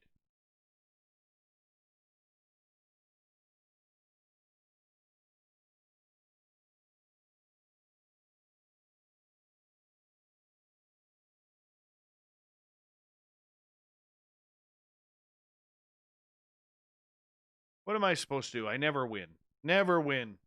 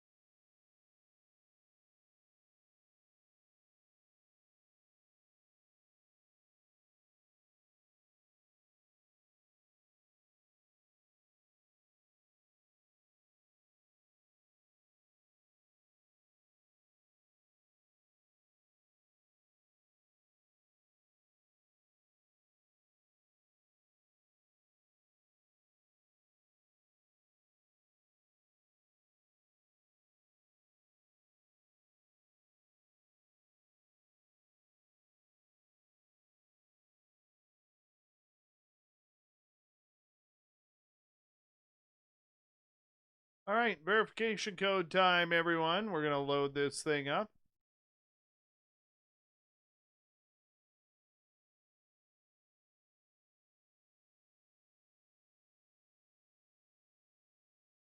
And your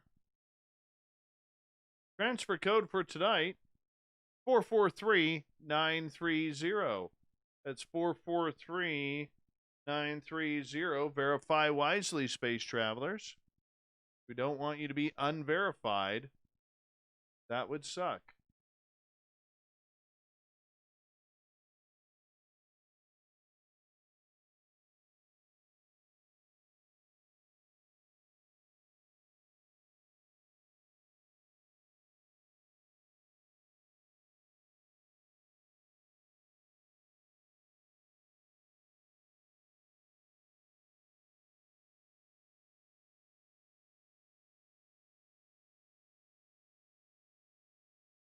That is awesome.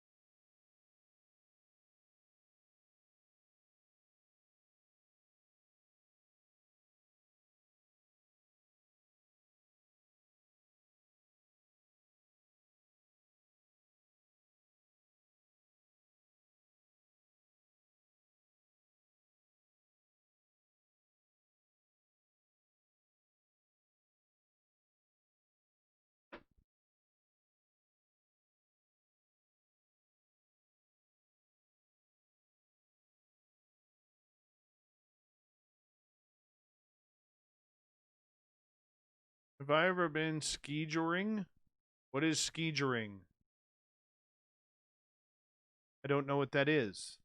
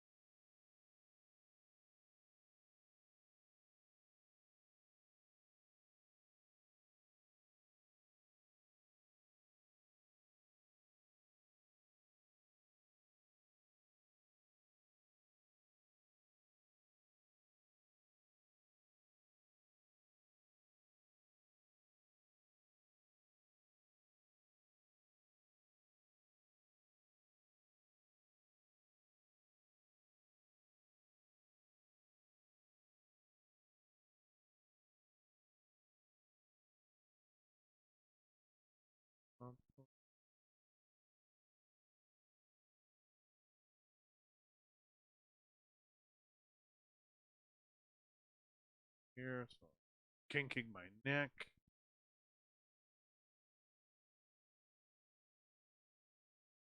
What did Corns, the booking guy, say?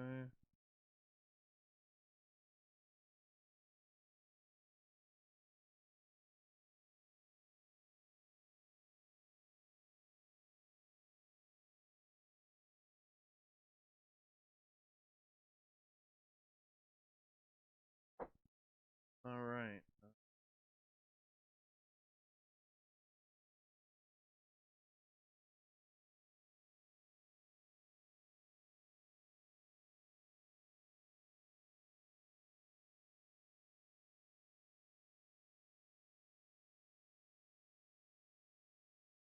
Give me 1 second here.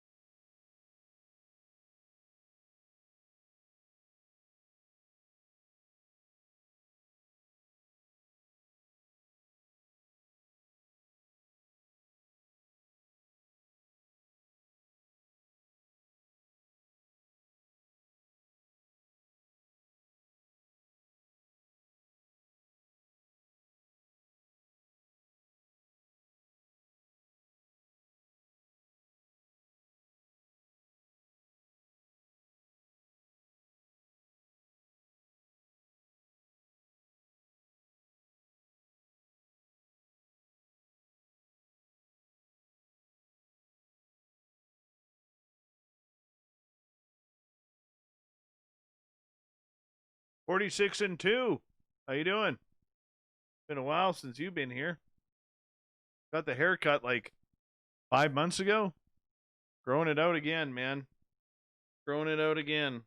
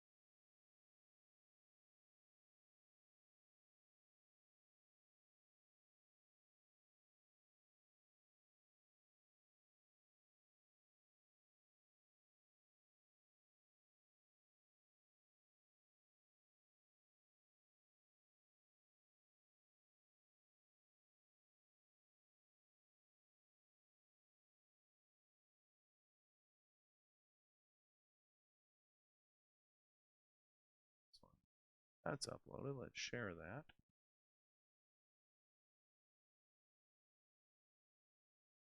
There we go. We are done for the night, people.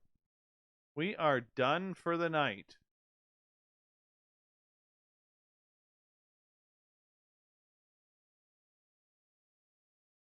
Hey, Corns, the booking guy, I'm going to call you here in a few minutes. And just to say hello because I haven't chatted with you in a little while. But I will call you in a few minutes. But for the rest of you, big thank you to Big Rob, Fapster, Cat Chaser on the Super Chats tonight. We really do appreciate it. We appreciate. Did we get any new subscribers today? Let's take a check here. We always like to thank them for coming on in. Just keep on adding more things to do.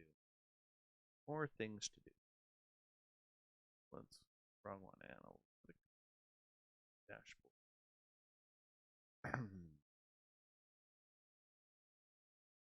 Now let's go to date subscribe.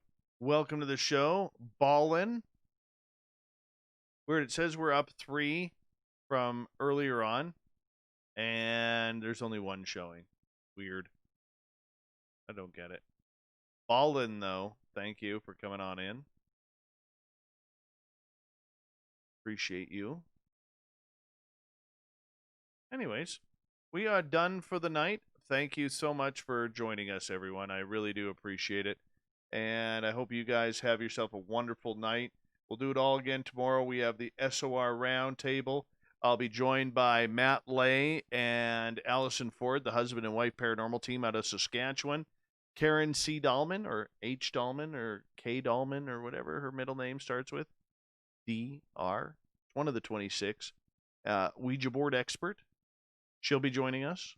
We also have Little Richie G and Nicole Sakic coming on in. A busy roundtable indeed. We're going to have a lot of fun. I hope you enjoy and come with your questions as well. Dave, in my pretend world where you are my dad, can we play catch? Of course we can, Bombshell Bomber. Of course we can. How old do you think I am? I'm not that old. Not that old. All right.